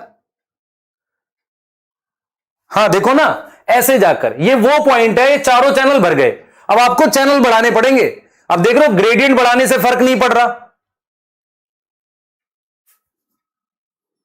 हां देखो, खुद से देखो। अच्छा, अगर ये मैं सिंपल डिफ्यूजन का ग्राफ बनाऊंगा तो सीधी लाइन आ जाएगी ऐसे। यहां कॉन्सेंट्रेशन ग्रेडियंट लिख दो और यहां तुम सिंपल डिफ्यूजन लिख दो, उसमें तो ग्रेडियंट पे डिपेंड करता है। यहां डिफ्यूजन लिख दो, सिंपल डिफ्यूजन। जितना ज्यादा ग्रेडियंट होगा उस पर फर्क पड़ेगा। बहुत ही बढ़िया, मजा आ गया ग्राफ में। तो सुनो ध्यान से बेटा, चैनल की संख्या फिक्स है ना। हां समझो ध्यान से, समझ कैसे आएगा। देखो मेरे पास यहां पर ये वो पॉइंट है जिसमें ये चारों चैनल काम कर रहे हैं। पहले क्या था, मान लो एक चैनल काम कर रहा है, आपने स्पीड बढ़ाई, 1 NA 2 second, 2 NA 2 second, 3 NA 2 second, graph ऐसे गया। अब ये वो पॉइंट है जहां पर सारे चैनल, चारों चैनल काम कर रहे हैं। अब बढ़ाओ कंसंट्रेशन ग्रेडियंट, मेरे को सैचुरेशन आ गया, ग्रेडियंट बढ़ाने से फर्क नहीं पड़ रहा। अब ठीक है, फिर से बता दी भाई, फिर से बताया, बिल्कुल बताया। अब देखो ध्यान से, सैचुरेशन शब्द का मतलब समझ लो, प्लाज्मा मेम्ब्रेन पर चैनल की संख्या फिक्स होती है, वो संख्या बदलने पर ही सैचुरेशन से ओवरकम कर सकते हैं, ग्रेडियंट बढ़ाने से फर्क नहीं पड़ेगा।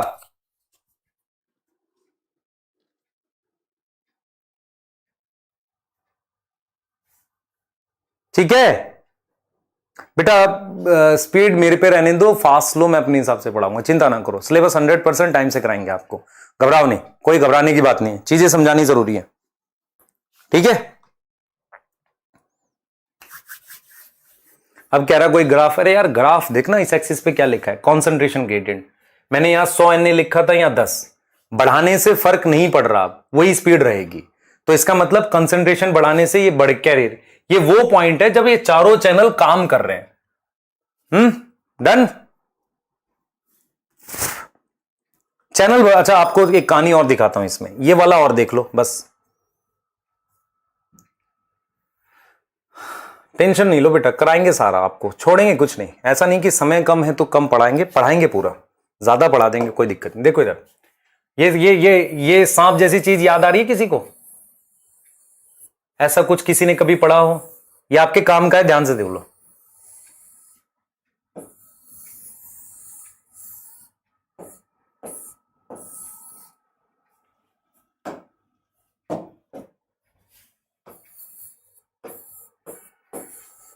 ये किसी को समझ आ रहा है?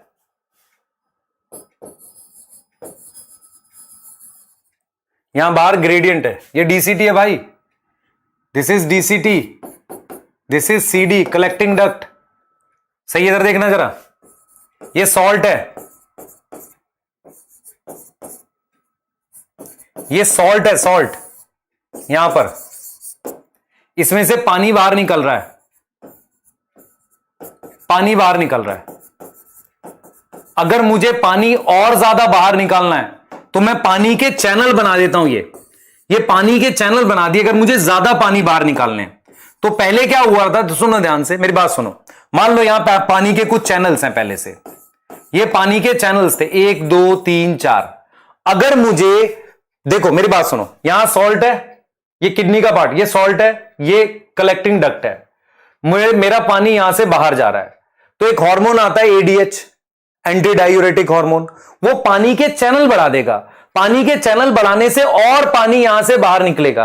अगर और पानी बाहर निकलेगा तो ये यूरिन कैसा हो जाएगा, कंसंट्रेटेड हो जाएगा या डाइल्यूट हो जाएगा, पानी निकाल रहे हैं ना, ठीक है।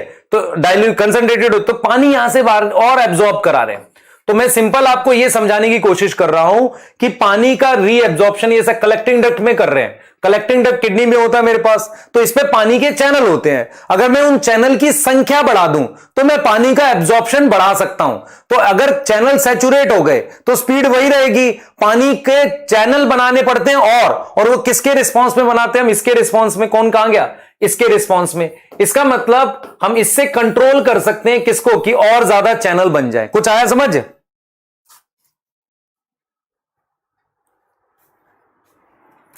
कुछ के तोते उड़ गए, छोड़ दो। ये क्या था पता नहीं, किडनी अभी पढ़ी नहीं, कोई बात नहीं, घबराओ नहीं।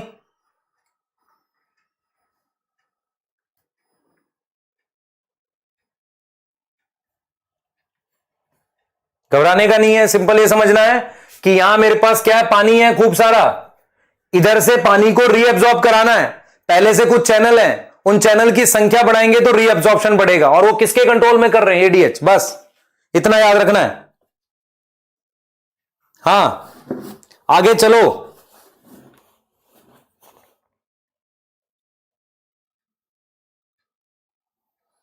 ठीक है, इतना याद रख सकते हो, कोई दिक्कत नहीं है, इतना याद रखो बस, आगे चलेंगे। बढ़िया। इसके बाद अगली कहानी सुनो ध्यान से, इनहिबिशन बता रहा हूं।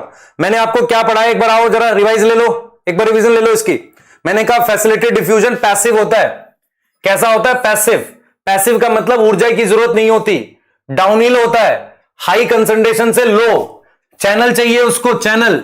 चैनल किसके बने हैं, प्रोटीन के। उस चैनल की 3 प्रॉपर्टी है, सिलेक्टिविटी, सैचुरेशन बता दी, इनहिबिशन बता रहा हूं। क्लियर, सिलेक्टिविटी, सैचुरेशन बता दी, इनहिबिशन बता रहा हूं, जल्दी बताओ। क्लियर है, सही सही, बढ़िया, आगे आ जाओ, आगे आओ। इनहिबिशन देखो बेटा, मेरी बात सुनो ध्यान से। इनहिबिशन कैसे काम करता है, मेरे पास ये चैनल है, इस चैनल को क्या हुआ, ये चैनल बढ़िया ग्लूकोज का चैनल है, मान लो ये अपना ग्लूकोज का मस्त चैनल है, ग्लूकोज है, ग्लूकोज जा रहा था इसमें से, ये ग्लूकोज जा रहा था यहां से अंदर सेल के, ऐसे ग्लूकोज अंदर जा रहा था। मैंने एक केमिकल लाया, इस केमिकल का नाम इनहिबिटर है। ये केमिकल है जिसका नाम इनहिबिटर है, वो मान लो इस चैनल पर आके लग गया, यहां अटैच हो गया। तो इनहिबिटर कहां अटैच हो गया, अटैच ऑन चैनल। एनसीईआरटी ने लिखा है साइड चेन, साइड चेन बता दूंगा आपको क्या होता है।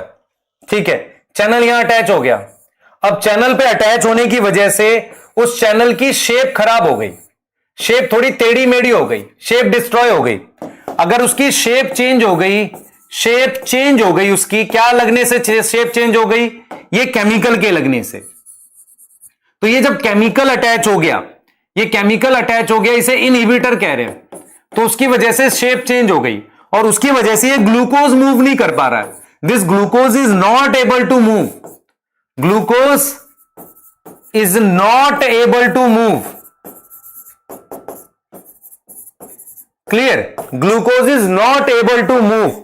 समझो ध्यान से, ग्लूकोज मूव नहीं कर पा रहा है, आपको समझ आ रहा है। तो केमिकल का नाम इनहिबिटर है। तो इनहिबिशन क्या होता है कि सम केमिकल्स जनरली एंटीबायोटिक्स होती है, कैन इनहिबिट चैनल, इनहिबिट कर सकते हैं चैनल के फंक्शन को।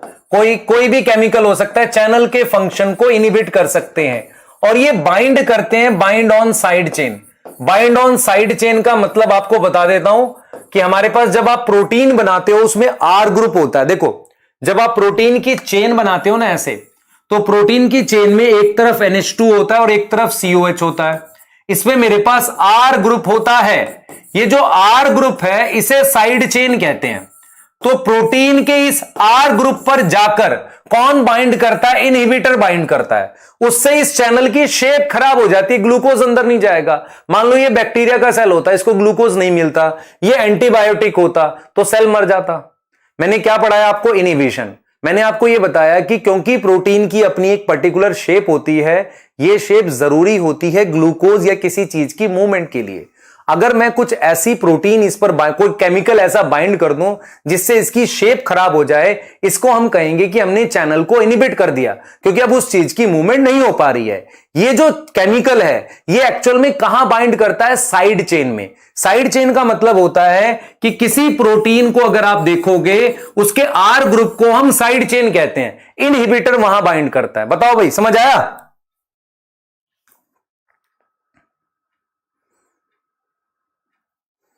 बता दो बेटा, इनहिबिटर बाइंड कर रहा है, ठीक है? क्लियर? नेफ्रॉन वाला छोड़ दे भाई, अगर अभी नहीं आया तो नेफ्रॉन वाले टीचर से पढ़ियो। मेरी बात समझो ध्यान से। कुछ चीजें, मेरी बात सुनो, आप में से कुछ बच्चे ऐसे होंगे जिनके बैकग्राउंड अगर वीक है तो कुछ चीजें उस चैप्टर में समझ आएंगी जब वहां रिपीट होगा। कभी भी ऐसा नहीं हो सकता कि सारे चैप्टर की सारी बातें समझ आ जाए। किस किस में डाउट रह गया उसको नोट कर लो, मेरे से डाउट सेशन में पूछना। वहां भी ना पता चले तो उस चैप्टर में आएगा, उसके लिए नोट कर लो। तो एक अपना करो, एक काम करो, अपने रजिस्टर के बैक साइड में एक डाउट शीट बना लो और उस डाउट शीट पे वो टॉपिक लिख दिया करो डाउट के, और जब तक वो डाउट का शीट भरती चली जानी चाहिए आपकी कि हाँ भाई ये डाउट है, और जब वो डाउट सॉल्व हो जाए उसको काटते चले जाओ। ये भी एक अच्छा तरीका है। एक कह रहा रिपीट, देख ले रिपीट कर देता हूं। इनिबिशन क्या है? कुछ chemicals can inhibit channel function. हमारे पास क्या होता है, कुछ ऐसे केमिकल्स होते हैं जो चैनल के फंक्शन को रोक सकते हैं। कैसे? वो प्रोटीन पर लगकर उसकी शेप खराब कर देते हैं, और हमने पढ़ा था ये सिलेक्टिव होते हैं। ठीक है, साइड चेन मतलब बेटा प्रोटीन जो होती है ना उसमें एक आर ग्रुप होता है, उसे उसकी साइड चेन कहते हैं, वहां पर लगता है इनिबिटर। सही है बच्चे, मेरी बात समझो ना। क्या मैं आपसे पूछ रहा हूं, नीट एक कॉम्पिटिटिव एग्जाम है, क्या आप सारे सेम लाइन पर हो, उस एग्जाम के लिए दौड़ रहे हो? नहीं, सबकी लाइन ही अलग अलग है, कोई पीछे है, कोई आगे है, कोई ये है। तो कैसे हम अपने आप को बराबर ला सकते हैं दूसरों के? क्योंकि रेस तो है, तो कैसे बराबर ला सकते हैं? कुछ नए तरीके लेके। अपनी कॉपी के बैक साइड में एक डाउट का शीट बना लो, अपनी छोटी छोटी चीजें, ये टर्म नहीं समझे लिख लिया करो, वो अपना कोशिश करो टीचर से पूछने की, उसको पता करने की कोशिश करो, जब पता चल जाए उसको काट दो। ठीक है,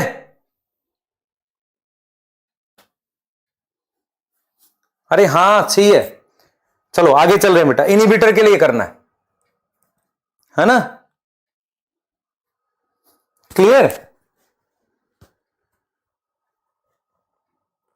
सही है। मैं साथ के साथ बता तो रहा हूं बेटा, मैं ऐसा नहीं छोड़ रहा हूं। हाँ चलो जल्दी पढ़ते हैं आगे। नेक्स्ट पढ़ते हैं। हमने 3 चीजें पढ़ ली बेटा, हमने चैनल के लिए 3 चीजें पढ़ ली। हमने बोला चैनल सिलेक्टिव होता है, जिसे स्पेसिफिक कहते हैं, सैचुरेशन, इनिबिशन। इनिबिशन, ये तीनों प्रॉपर्टी किसकी है? प्रोटीन की है। आप समझो ध्यान से, सिलेक्टिविटी, सैचुरेशन, इनिबिशन एंजाइम के साथ भी होता है, क्योंकि एंजाइम प्रोटीन का बना हुआ है। तो आपको यह समझ में आना चाहिए कि अब मैं आपको जब एक्टिव ट्रांसपोर्ट पढ़ाऊंगा, मेरी बात सुनो, ये 3 प्रॉपर्टी प्रोटीन की है और चैनल प्रोटीन के बने हुए हैं। ये 3 प्रॉपर्टी प्रोटीन की है, चैनल प्रोटीन। मान लो मैं आपसे कहता हूं कि ये जो आपके घर का गेट है, ये जो है ये लकड़ी का बना हुआ है। लकड़ी की ऐसी प्रॉपर्टी है जो वो इंसुलेटर है, तो अगर मैं उससे टेबल बनाऊंगा तो उसकी भी तो वही प्रॉपर्टी आएगी, इंसुलेटर। तो अगर मैं क्या कर रहा हूं, प्रोटीन का पंप बनाऊंगा जो एक्टिव ट्रांसपोर्ट में होगा, तो ये तीनों प्रॉपर्टी उसमें भी तो होंगी। कुछ चमका दिमाग में? मैंने कहा कि अगर मैं पंप बनाऊंगा प्रोटीन का तो उसमें भी ये तीनों प्रॉपर्टी होंगी। एक और प्रॉपर्टी मैं ऐड कर रहा हूं, कंट्रोल। कंट्रोल का मतलब चैनल्स ऐसे होते हैं कि खुले रह सकते हैं या उन्हें कंट्रोल किया जा सकता है। ऐसा होता है बेटा, चैनल्स खुले रह सकते हैं, उन्हें कंट्रोल भी किया जा सकता है। क्लियर? ठीक है, बिल्कुल, हाँ बिल्कुल सही बात है। तो सिलेक्टिविटी, सैचुरेशन, इनिबिशन, कंट्रोल की बात कर रहे हैं। ये देखो जरा, मैं जो आपको बता रहा हूं, ये देखो, ध्यान दो बेटा, ये देखो, आपके पास इस चीज को समझना है, आपके पास इस चीज को समझना है, ध्यान से देखेंगे, ध्यान से देखेंगे। ये मेरे पास क्या है? मेरे पास दिस इज चैनल। मान लो ये चैनल है, एक ये चैनल है जो हमेशा खुला हुआ, ओपन चैनल है। तो अपना इसमें से मान लो ग्लूकोज मस्त घूम अंदर जा रहा है। हम कई बार क्या होता है बेटा, चैनल ऐसे भी होते हैं जिन्हें कंट्रोल किया जाता है। कंट्रोल करने का मतलब, मैं आपको बेस्ट एग्जांपल दिखाता हूं। मान लो ये चैनल है, ये चैनल जो है ये इस तरीके से बंद है, अभी ऐसे इस तरीके से बंद है, ऐसे। मैंने यहां पर हार्मोन जोड़ दिया, कोई लाके मैंने यहां पर क्या किया, एक हार्मोन जोड़ दिया। हार्मोन क्या होता है? कोई भी छोटा सा केमिकल। मैंने यहां हार्मोन जोड़ दिया, उसकी वजह से ये चैनल खुल गया। तो इसका मतलब चैनल को कंट्रोल कर रहे हैं ना हम लोग, चैनल को हम क्या कर रहे हैं? कंट्रोल कर रहे हैं। तो उसकी वजह से मान लो ये चैनल ऐसे ओपन हो गया। आप देखो ध्यान से, कंट्रोल का मतलब ये है, तो इसका मतलब ये हो गया अब इसमें से चीज मूव करेगी ऐसे। तो मेरा पॉइंट ये है कि अगर मेरे पास ये हार्मोन है, इस हार्मोन को मेरे पास अभी चैनल क्लोज है, दिस चैनल इज क्लोज, और ये चैनल मेरे पास क्या हो गया? ओपन हो गया। ये चैनल ओपन हो गया, तो हम ये चीज कह सकते हैं कि चैनल कुछ ऐसे होते हैं जो कंट्रोल नहीं होते, चैनल हमेशा ओपन है, बढ़िया है, कोई दिक्कत नहीं, ऑलवेज ओपन। और कुछ चैनल्स को कंट्रोल करते हैं। अब हमारे पास क्या होता है कि चैनल को कैसे कंट्रोल करते हैं, चैनल इज कंट्रोल बाई, ये सारा लिख रहा है तुम्हारी एनसीईआरटी में, हार्मोन से कर सकते हैं, क्योंकि हार्मोन क्या हो गया, केमिकल हो गया। और कैसे कर सकते हैं बेटा, और कर सकते हैं इलेक्ट्रिक पोटेंशियल से। आप याद करो, आपने न्यूरॉन्स पढ़े थे, न्यूरॉन्स में मेरे पास सोडियम के चैनल होते हैं, पोटेशियम के चैनल होते हैं, वो किससे खुलते हैं, किससे खुलते हैं भाई, पोटेंशियल डिफरेंस से। न्यूरॉन के ऊपर सोडियम और पोटेशियम के चैनल किससे खुलते हैं, पोटेंशियल डिफरेंस से। और मेरे पास अगर हार्मोन्स होते हैं, हार्मोन्स या कोई केमिकल अटैच होता है, तो जो साइनेप्स होता है वहां चैनल खुलते हैं। तो आपको सिर्फ यह समझना है कि कुछ चैनल तो खुले हुए भी होते हैं और कुछ को कंट्रोल किया जाता है। तो चैनल एक प्रोटीन है, उसकी अपनी एक प्रॉपर्टी है, सिलेक्टिविटी, सैचुरेशन, इनहिबिशन, और एक प्रॉपर्टी हमने बताई कंट्रोल। क्या आपको बात समझ आई, क्लियर है? हाँ, एनसीईआरटी पढ़ा रहा हूं भाई, वोल्टेज गेटेड चैनल, बहुत ही बढ़िया। नींद आ रही है, सो जा भाई। How to contact me for any problem, ठीक है। ये क्या सवाल हुआ यार, है ना? हाँ, समझ आ गया, जल्दी बताओ, आगे चलें। हाँ बेटा, मैंने आपको समझाया एसएसआई और कंट्रोल, ठीक है। एनसीईआरटी पढ़ा रहा हूं एक दो चीजें बता के।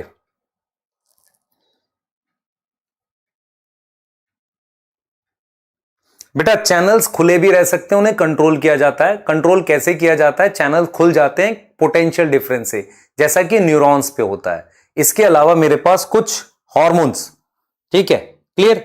हाँ, आ जाओ आ जाओ।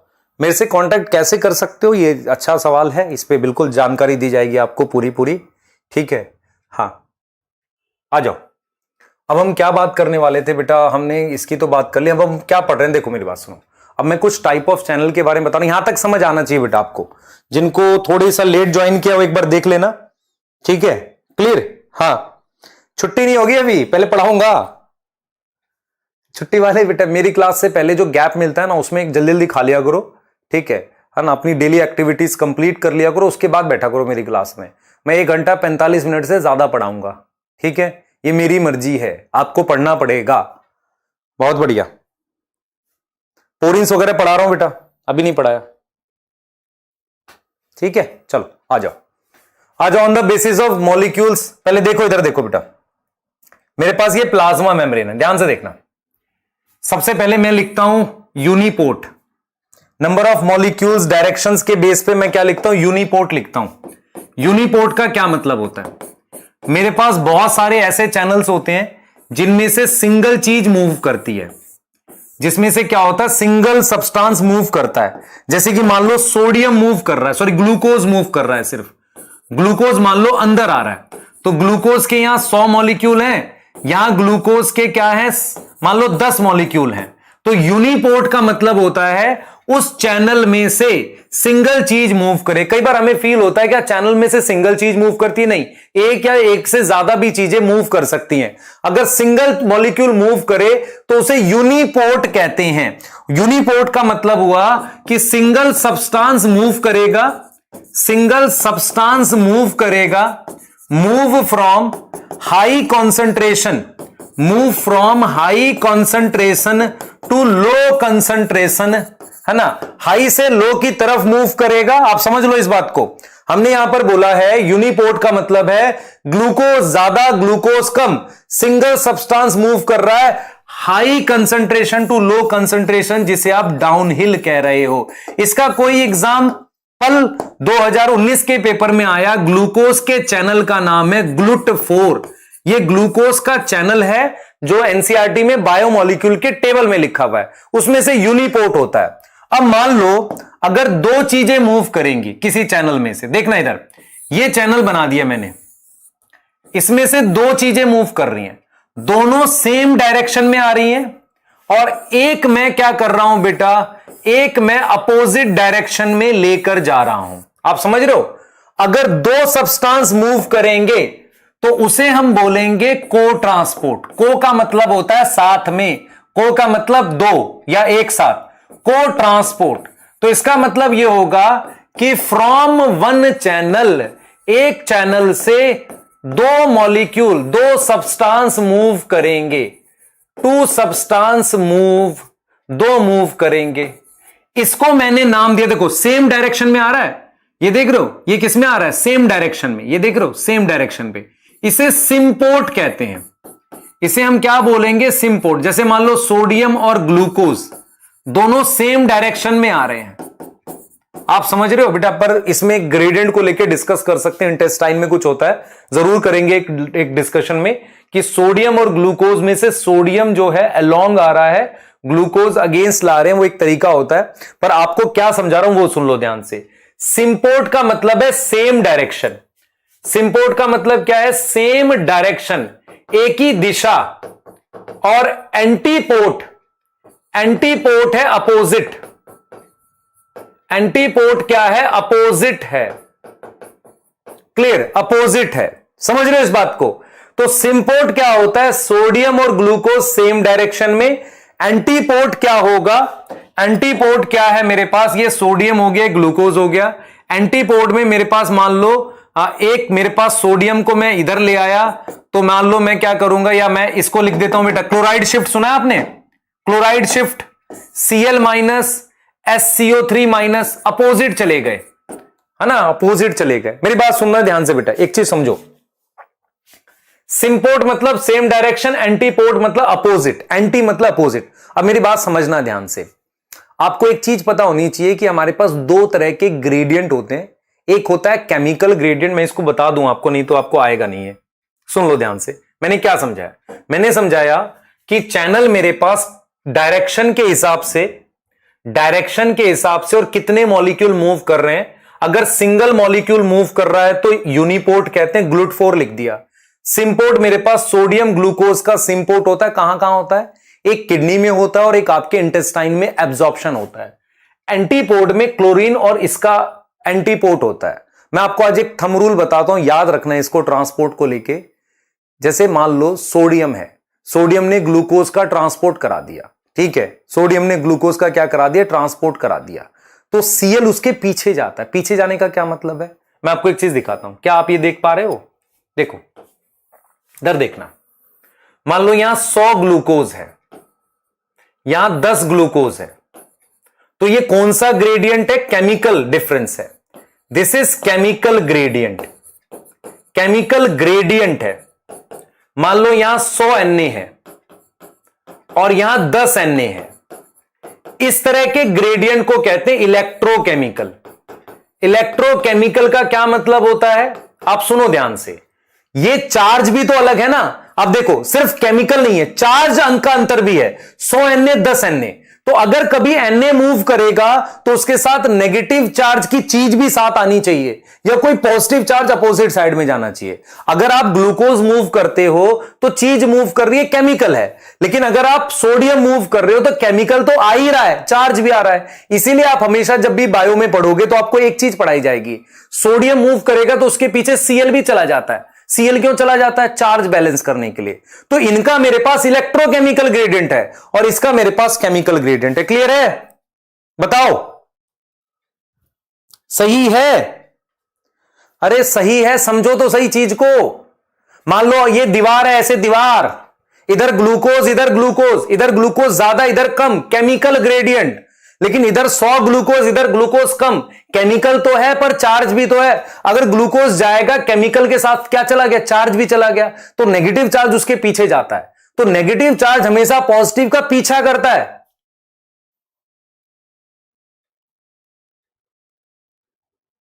इसीलिए जब आपको किडनी पढ़ाई जाएगी, मेरी बात समझ लेना, किडनी पढ़ाई जाएगी, ऐसे पढ़ा जाएगा, पॉजिटिव चार्ज वाला एनर्जी से जा रहा है, नेगेटिव चार्ज वाला पैसिव एंटर कर रहा है। क्यों Cl माइनस हमेशा पैसिव होता है, क्योंकि वो पीछा करता है पॉजिटिव वाले का। आ रही है कुछ समझ। और जब नेगेटिव पॉजिटिव पहुंच जाते हो तो पानी उनके पीछे चला जाता है, कहता है यार आयन चले गए, मैं भी वहीं जाऊंगा, ऐसे होता है।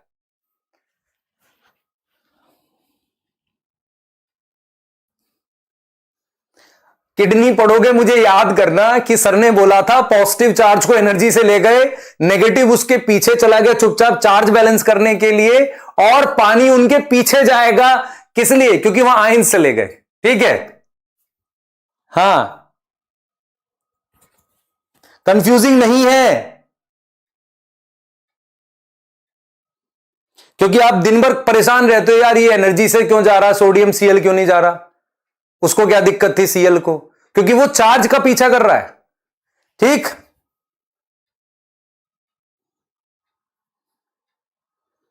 सही है, हाँ, आ जाओ भाई, आगे आओ, आ जाओ। कुछ स्पेशल चैनल की बात करते हैं, मेरी बात सुनो ध्यान से। ये आपके पास सेल है,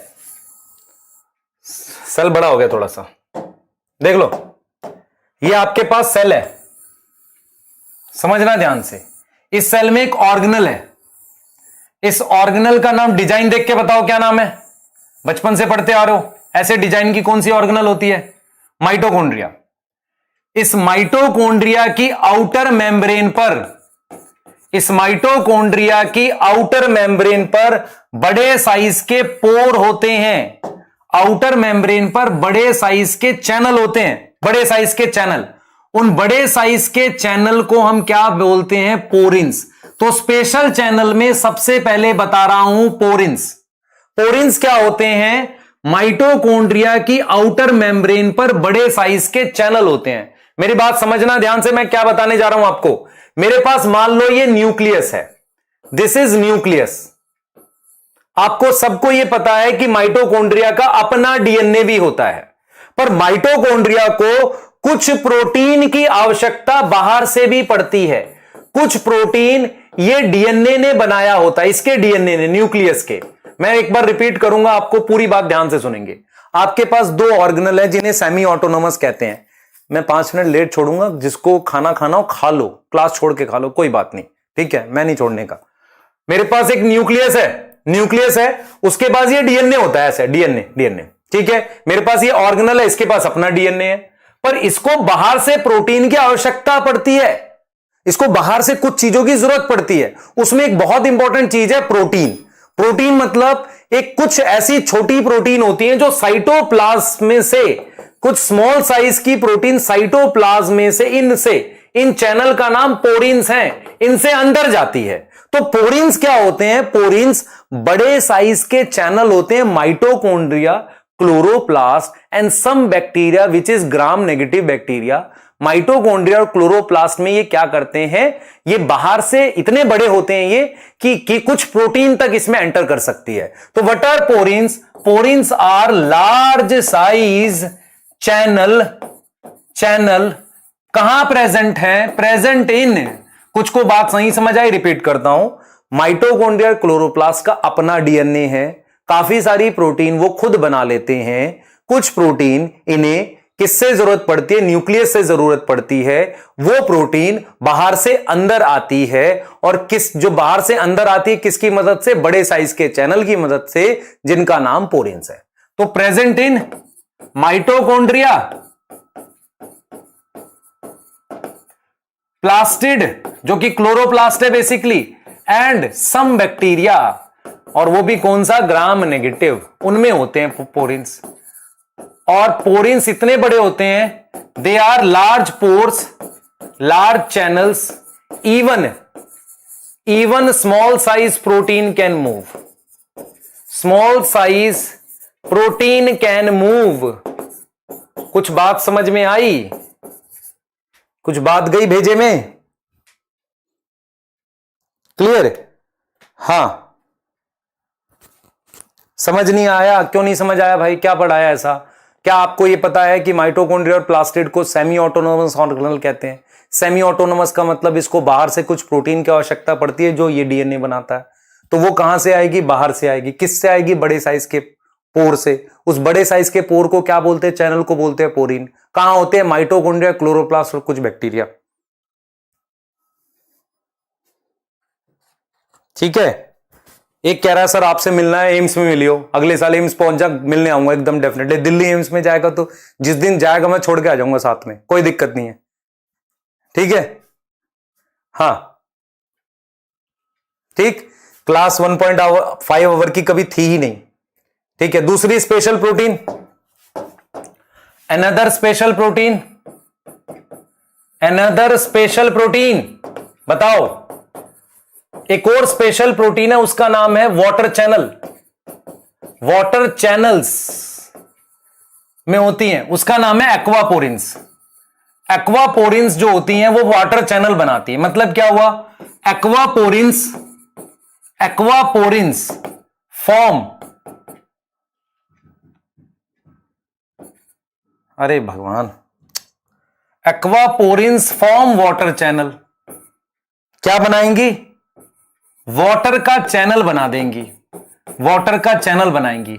और कितने टाइप की होती है, 8 टाइप की।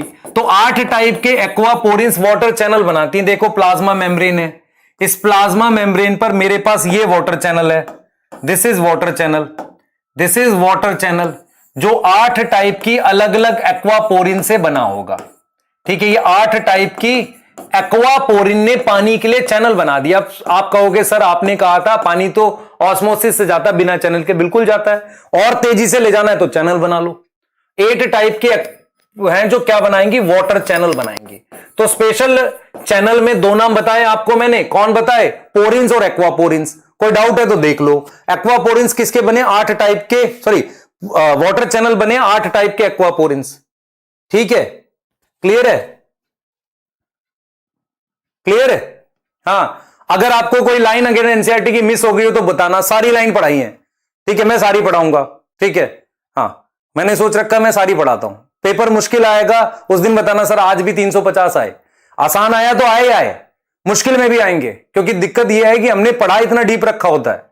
क्लियर है। हाँ आ जाओ भाई, आ जाओ। ये टर्म्स में चाह रहा था, अगर जिसको डाउट रह गया तो देख लो। ये कुछ टर्म्स है, downhill, passive, along concentration gradient, break और डिस्ट्रॉय ग्रेडियंट। देख लो भाई, ये देखो जरा, मेम्ब्रेन, दिस इज मेम्ब्रेन, ये देखो, ये टर्म समझ लो, ये चैनल है मान लो, दिस इज चैनल। यहां मान लो 100 ग्लूकोज है या 10 ग्लूकोज है, तो हाई से लो की तरफ आना, high concentration to low concentration आना, इसको डाउनहिल कहते हैं या अलोंग कंसंट्रेशन ग्रेडियंट कहते हैं। देखो कंसंट्रेशन ग्रेडियंट, कंसंट्रेशन ग्रेडियंट का मतलब होता है अंतर, अंतर मतलब डिफरेंस। कितना है, 100 और 10 में 90 का डिफरेंस है। अलोंग का मतलब होता है, अलोंग कॉन्सेंट्रेशन ग्रेडियंट का मतलब होता है हाई टू लो, हाई से कहां जा रहे हैं, लो की तरफ, जिसको हम क्या बोलते हैं बेटा, जिसको ही डाउनहिल बोलते हैं। अब मुझे एक चीज बताओ, अगर मैं ये अंतर 90 का है, 90 का डिफरेंस है ये, अगर मैं चीज मूव करूंगा डिफरेंस घटेगा बढ़ेगा, बताओ जल्दी से। अगर मैं डिफरेंस को इधर मूव कर रहा हूं, नीचे ला रहा हूं, अंतर बढ़ रहा है घट रहा है, जल्दी बताओ, घट रहा है। इसका मतलब धीरे धीरे ग्रेडियंट डिस्ट्रॉय हो रहा है, डिस्ट्रॉय मतलब खत्म हो रहा है, और ये तब तक घटेगा जब तक ये दोनों तरफ बराबर ना हो जाए। मैं रिपीट कर रहा हूं, यहां ज्यादा यहां कम है, अगर चीज ऐसे मूव करिए तो डिफरेंस घटेगा नहीं। क्लियर है। स्क्रीन पूरा क्यों नहीं दिख रहा, दिख तो रहा है स्क्रीन पूरा, और कहां देखना है तूने बेटा, और कहां को देखेगा। हां बिल्कुल घटेगा, और तब तक घटेगा जब तक बराबर ना हो जाए दोनों तरफ। क्लियर है। आ जाओ, एक्टिव ट्रांसपोर्ट को देख लेते हैं। एक्टिव ट्रांसपोर्ट क्या होता है, सुन लो ध्यान से। This is active transport, this is active transport. देखो ध्यान से देखना, मेरे पास यहां मान लो 100 Na है, ठीक है, यहां 200 Na है। इधर कौन सी कंसंट्रेशन हो गई, हाई कंसंट्रेशन, इधर क्या हो गई, लो कंसंट्रेशन हो गई, ठीक है। क्लियर? माइक के सेल चेंज करो, नहीं बंद हो गया फिर चिल्लाओगे। एक सेकंड रुक जाओ।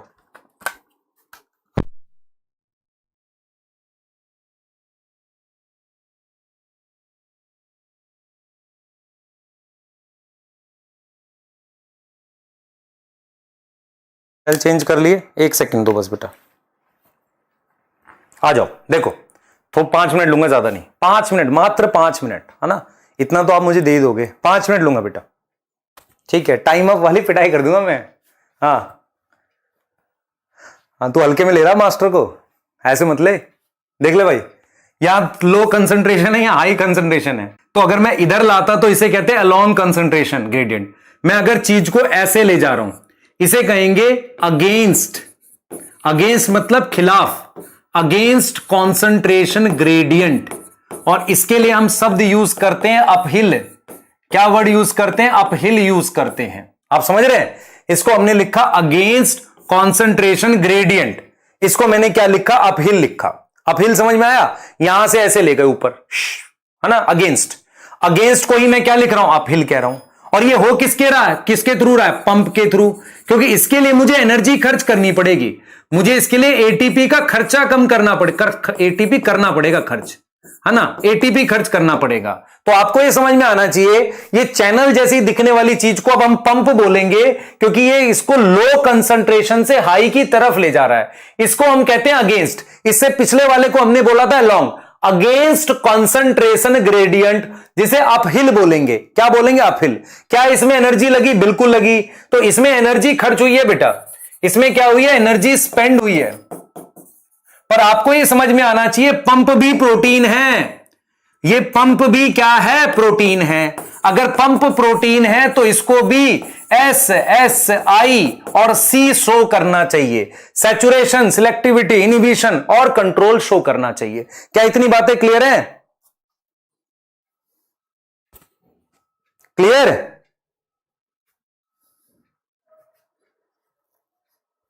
ठीक है, सही। देख लो, सैचुरेशन, सिलेक्टिविटी, ये चीज शो करनी चाहिए इसे भी। हां, तो इसका मतलब ये हुआ एक्टिव ट्रांसपोर्ट क्या होता है? ये होगा अकर थ्रू पंप।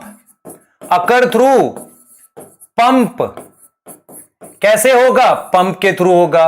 और कैसे होगा? Low concentration to high concentration. ये क्या है? डायरेक्शन है। ये क्या है बेटा? डायरेक्शन। इस दिशा में होगा, लो से हाई। और इसको हम क्या बोलेंगे? अपहिल। अपहिल या against concentration gradient. Against concentration gradient. ये एक्टिव है, पैसिव है? एक्टिव है, एनर्जी लगेगी। क्या होगी? एक्टिव है। ठीक है। Pump is protein. पंप क्या है? प्रोटीन है। इसीलिए पंप को हम क्या बोलेंगे? S, S, I control. S is selective. तो पंप भी क्या शो करेगा? सिलेक्टिविटी। पंप भी शो करेगा सैचुरेशन। पंप भी शो करेगा इनहिबिशन। और पंप भी शो करेगा शो कंट्रोल, क्योंकि ये प्रोटीन का बना हुआ है। क्लियर? बहुत ही बढ़िया। हां, सही, बिल्कुल। हाँ, क्योंकि ये चीजें शो करनी पड़ेंगी। और ये एनसीईआरटी में भी लिखा हुआ है, सारा आपको आना चाहिए।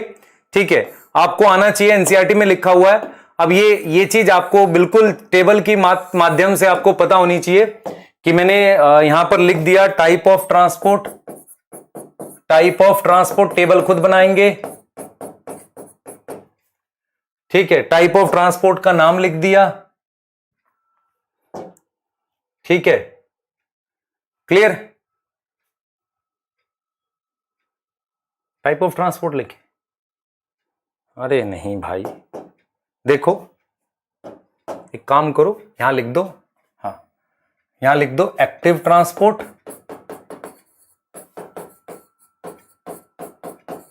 यहां लिख दो फैसिलिटेड। टेबल बना देते हैं, तुम्हारे टेबल बनाने में हमें बड़ा मजा आता है। और सिंपल डिफ्यूजन। टेबल तुम खुद बनाओगे। इतना पढ़ाने के बाद टेबल भी नहीं बनाओगे तो पिटाई होगी तुम्हारी। इतना डीप पढ़ा दिया। आ जाओ भाई, ये देख लो क्या क्या करना तुमने इसमें। तुमने क्या करना है, टेबल बनाते वक्त क्या करना, सुन लो ध्यान से।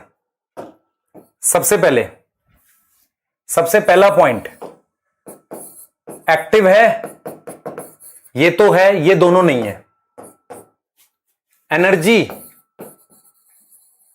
एनर्जी चाहिए, इसमें चाहिए, इसमें नहीं चाहिए। अपहिल, डाउनहिल, कौन सा अपहिल है कौन सा डाउनहिल है, देख लो खुद से। अपहिल ये है, ये नहीं है, ये डाउनहिल नहीं है, ये दोनों डाउनहिल है। फिफ्थ, मतलब प्रोटीन, या मैं लिख सकता हूं सैचुरेशन, चलो सैचुरेशन लिख दो, सिलेक्टिविटी लिख दो, इनहिबिशन लिख दो। क्या इनको कर पाओगे? अब बता दो जल्दी से। इनमें नहीं होगा, ये क्लियर होना चाहिए, है ना। ये टेबल बना लो बढ़िया एकदम, ठीक है। 1 GB लॉस है, अब 12 GB का तूने ज्ञान प्राप्त किया, वो ना देख रहा तू, बच्चा लिख रहा है 1 GB लॉस, ठीक है, क्लियर है, बिल्कुल छुट्टी हो गई। बस एक लास्ट एनसीईआरटी की लाइनें घोर लो एक बार, ताकि आपको ये समझ आए एनसीईआरटी पढ़ा रहे हैं। फैसिलिटी डिफ्यूजन देख लो, फैसिलिटी डिफ्यूजन में ग्रेडियंट पहले से होना चाहिए, ठीक है। डिफ्यूजन के लिए, डिफ्यूजन किस बात पे डिपेंड कर सकता है? साइज पे, बड़ा चीज फास्ट स्लो डिफ्यूज करेगी, छोटी फास्ट, है ना। डिफ्यूजन क्या होगा? मेम्ब्रेन की सॉल्युबिलिटी पे डिपेंड करता है। लिपिड में सॉल्युबल चीज डायरेक्ट डिफ्यूज कर जाएगी, लेकिन अगर जो सॉल्युबल नहीं है लिपिड में, उनको किससे जाना पड़ेगा? उसको हाइड्रोफिलिक मोइटी वाली चीज को किससे जाना पड़ेगा बेटा? उसको जाना पड़ेगा मेम्ब्रेन के चैनल से, है ना, फैसिलिटेट कर। देखो उसने क्या बोला है, उसने सिंपल ये बोला है, देखो ग्रेडियंट तो पहले से होगा। अच्छा, वाटर जो मेम्ब्रेन में सॉल्युबल है वो क्या है? लिपिड, वो तो ऐसे का ऐसा चला जाएगा। जो नहीं जाएगा वो हाइड्रोफिलिक मोइटी वाला होगा, उसको कैसे जाना है? वो डिफिकल्ट टू पास, तो उसको कैसे जाना है? फैसिलिटेट करना पड़ेगा। तो मेम्ब्रेन प्रोटीन में से वो जाते हैं, है ना, और उसका नाम क्या है बेटा? चैनल। और ये क्या करते हैं? ग्रेडियंट सेटअप नहीं करते, क्योंकि ये तो डिस्ट्रॉय करते थे ना। दे नॉट सेटअप ग्रेडियंट, मतलब वो ग्रेडियंट को डिस्ट्रॉय करते थे। क्लियर है? ठीक है, कल को क्लास नहीं होगी, कल सारा बैकअप पूरा करो, बैकलॉग हुआ होगा, और अगली क्लास का पहले से रीड करके रखना। A concentration gradient must already be present for the molecules to diffuse even if facilitated diffusion by protein. The process is called facilitated diffusion. आप समझ रहे हैं? प्रोटीन की मदद से डिफ्यूजन होगा, लेकिन ग्रेडियंट पहले से होना चाहिए, मतलब ग्रेडियंट तो होना ही चाहिए, फैसिलिटेट करना है, ठीक है। आगे देखो, इन फैसिलिटेटेड डिफ्यूजन क्या है? स्पेशल प्रोटीन है जो हेल्प कर रही है। विदाउट एनर्जी भी खर्च नहीं हो रही, पैसिव था ना, क्लियर। नेट ट्रांसपोर्ट कहां से हो रहा है? From a low to high concentration, नहीं ये एक्टिव ट्रांसपोर्ट के लिए, देख रहे हो, क्लियर। देखो, can not cause low to high, low से हाई नहीं, हाई से लो जाता है, क्योंकि हाई लो से हाई में तो एनर्जी चाहिए। और ट्रांसपोर्ट रेट क्या होगा? सैचुरेशन लिखा है कि नहीं? मैंने पढ़ा है ना, सैचुरेशन, सैचुरेट हो सकता है।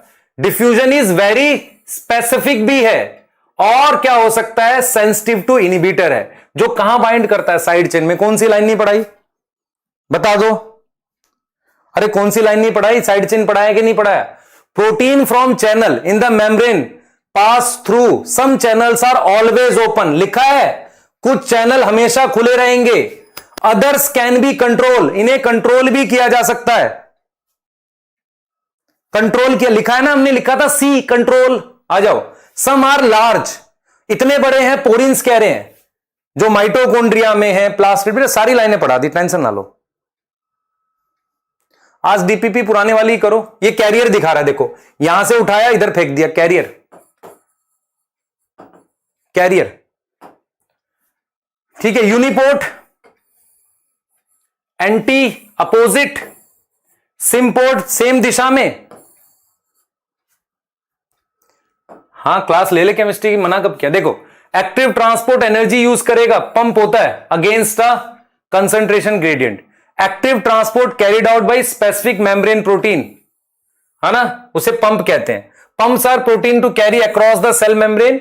This pump can transport from low concentration to high. Uphill हो गया। और देखो क्या इसमें भी सैचुरेशन है कि नहीं? देखो, सैचुरेशन है ना, स्पेसिफिक है और इनहिबिशन है।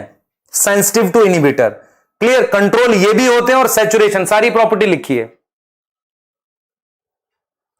साइटोप्लाज्मिक स्ट्रीमिंग नहीं बताया, नेक्स्ट क्लास में बताऊंगा, अभी बताया नहीं है साइटोप्लाज्मिक स्ट्रीमिंग। साइटोप्लाज्म का घूमना होता है, उसको डिटेल कुछ बताऊंगा, और चीज बतानी है, ठीक है। हाँ, माइक्रोफिलामेंट्स मदद करते हैं उसमें, साइटोस्केलेटल एलिमेंट्स होते हैं, माइक्रोफिलामेंट हेल्प करते हैं, साइटोप्लाज्म ऐसे घूमता है। आपको रीजन पता होने चाहिए क्यों घूमता है, चीजों के डिस्ट्रीब्यूशन के लिए, ऑर्गेनल्स की, कुछ ऑर्गेनल्स को मूव करना पड़ता है, जैसे कि क्लोरोप्लास्ट, सही है, ठीक। चलिए यहीं रोकते हैं आपको, और इस उम्मीद के साथ और इस मतलब प्रॉमिस के साथ कि आप बढ़िया मेहनत करेंगे, मैं आपको मंडे को मिलूंगा, और मैं ये मान के चलूंगा कि उस दिन जो डे 3 होगा आपका, फिर पूछेंगे आपसे आपने कितनी पढ़ाई की, और इस उम्मीद के साथ कि आप अपने अंदर जो हमने एक मतलब इमोशंस को आपको बोला था कि एक मतलब आपने अपने अंदर एक इमोशंस जगाए थे कि नहीं हमें करना है, पुराना सारा छोड़ के उसको जगाए रखेंगे, मेहनत करते रहेंगे। किसी बच्चे को ऐसा लगे कि टाइम एक्स्ट्रा है तो कुछ मत कर भाई, तू कुछ और पढ़ ले, इकोलॉजी पढ़ने लग जा किताब उठा के, फ्रस्ट्रेशन ऐसे निकाल ले अगर आती है तो, ठीक है। हम आपके साथ हैं, बने रहेंगे। थैंक यू सो मच, पढ़ाई करिए बेटा, नेक्स्ट मिलते हैं नेक्स्ट क्लास में, ठीक है। Thank you, bye.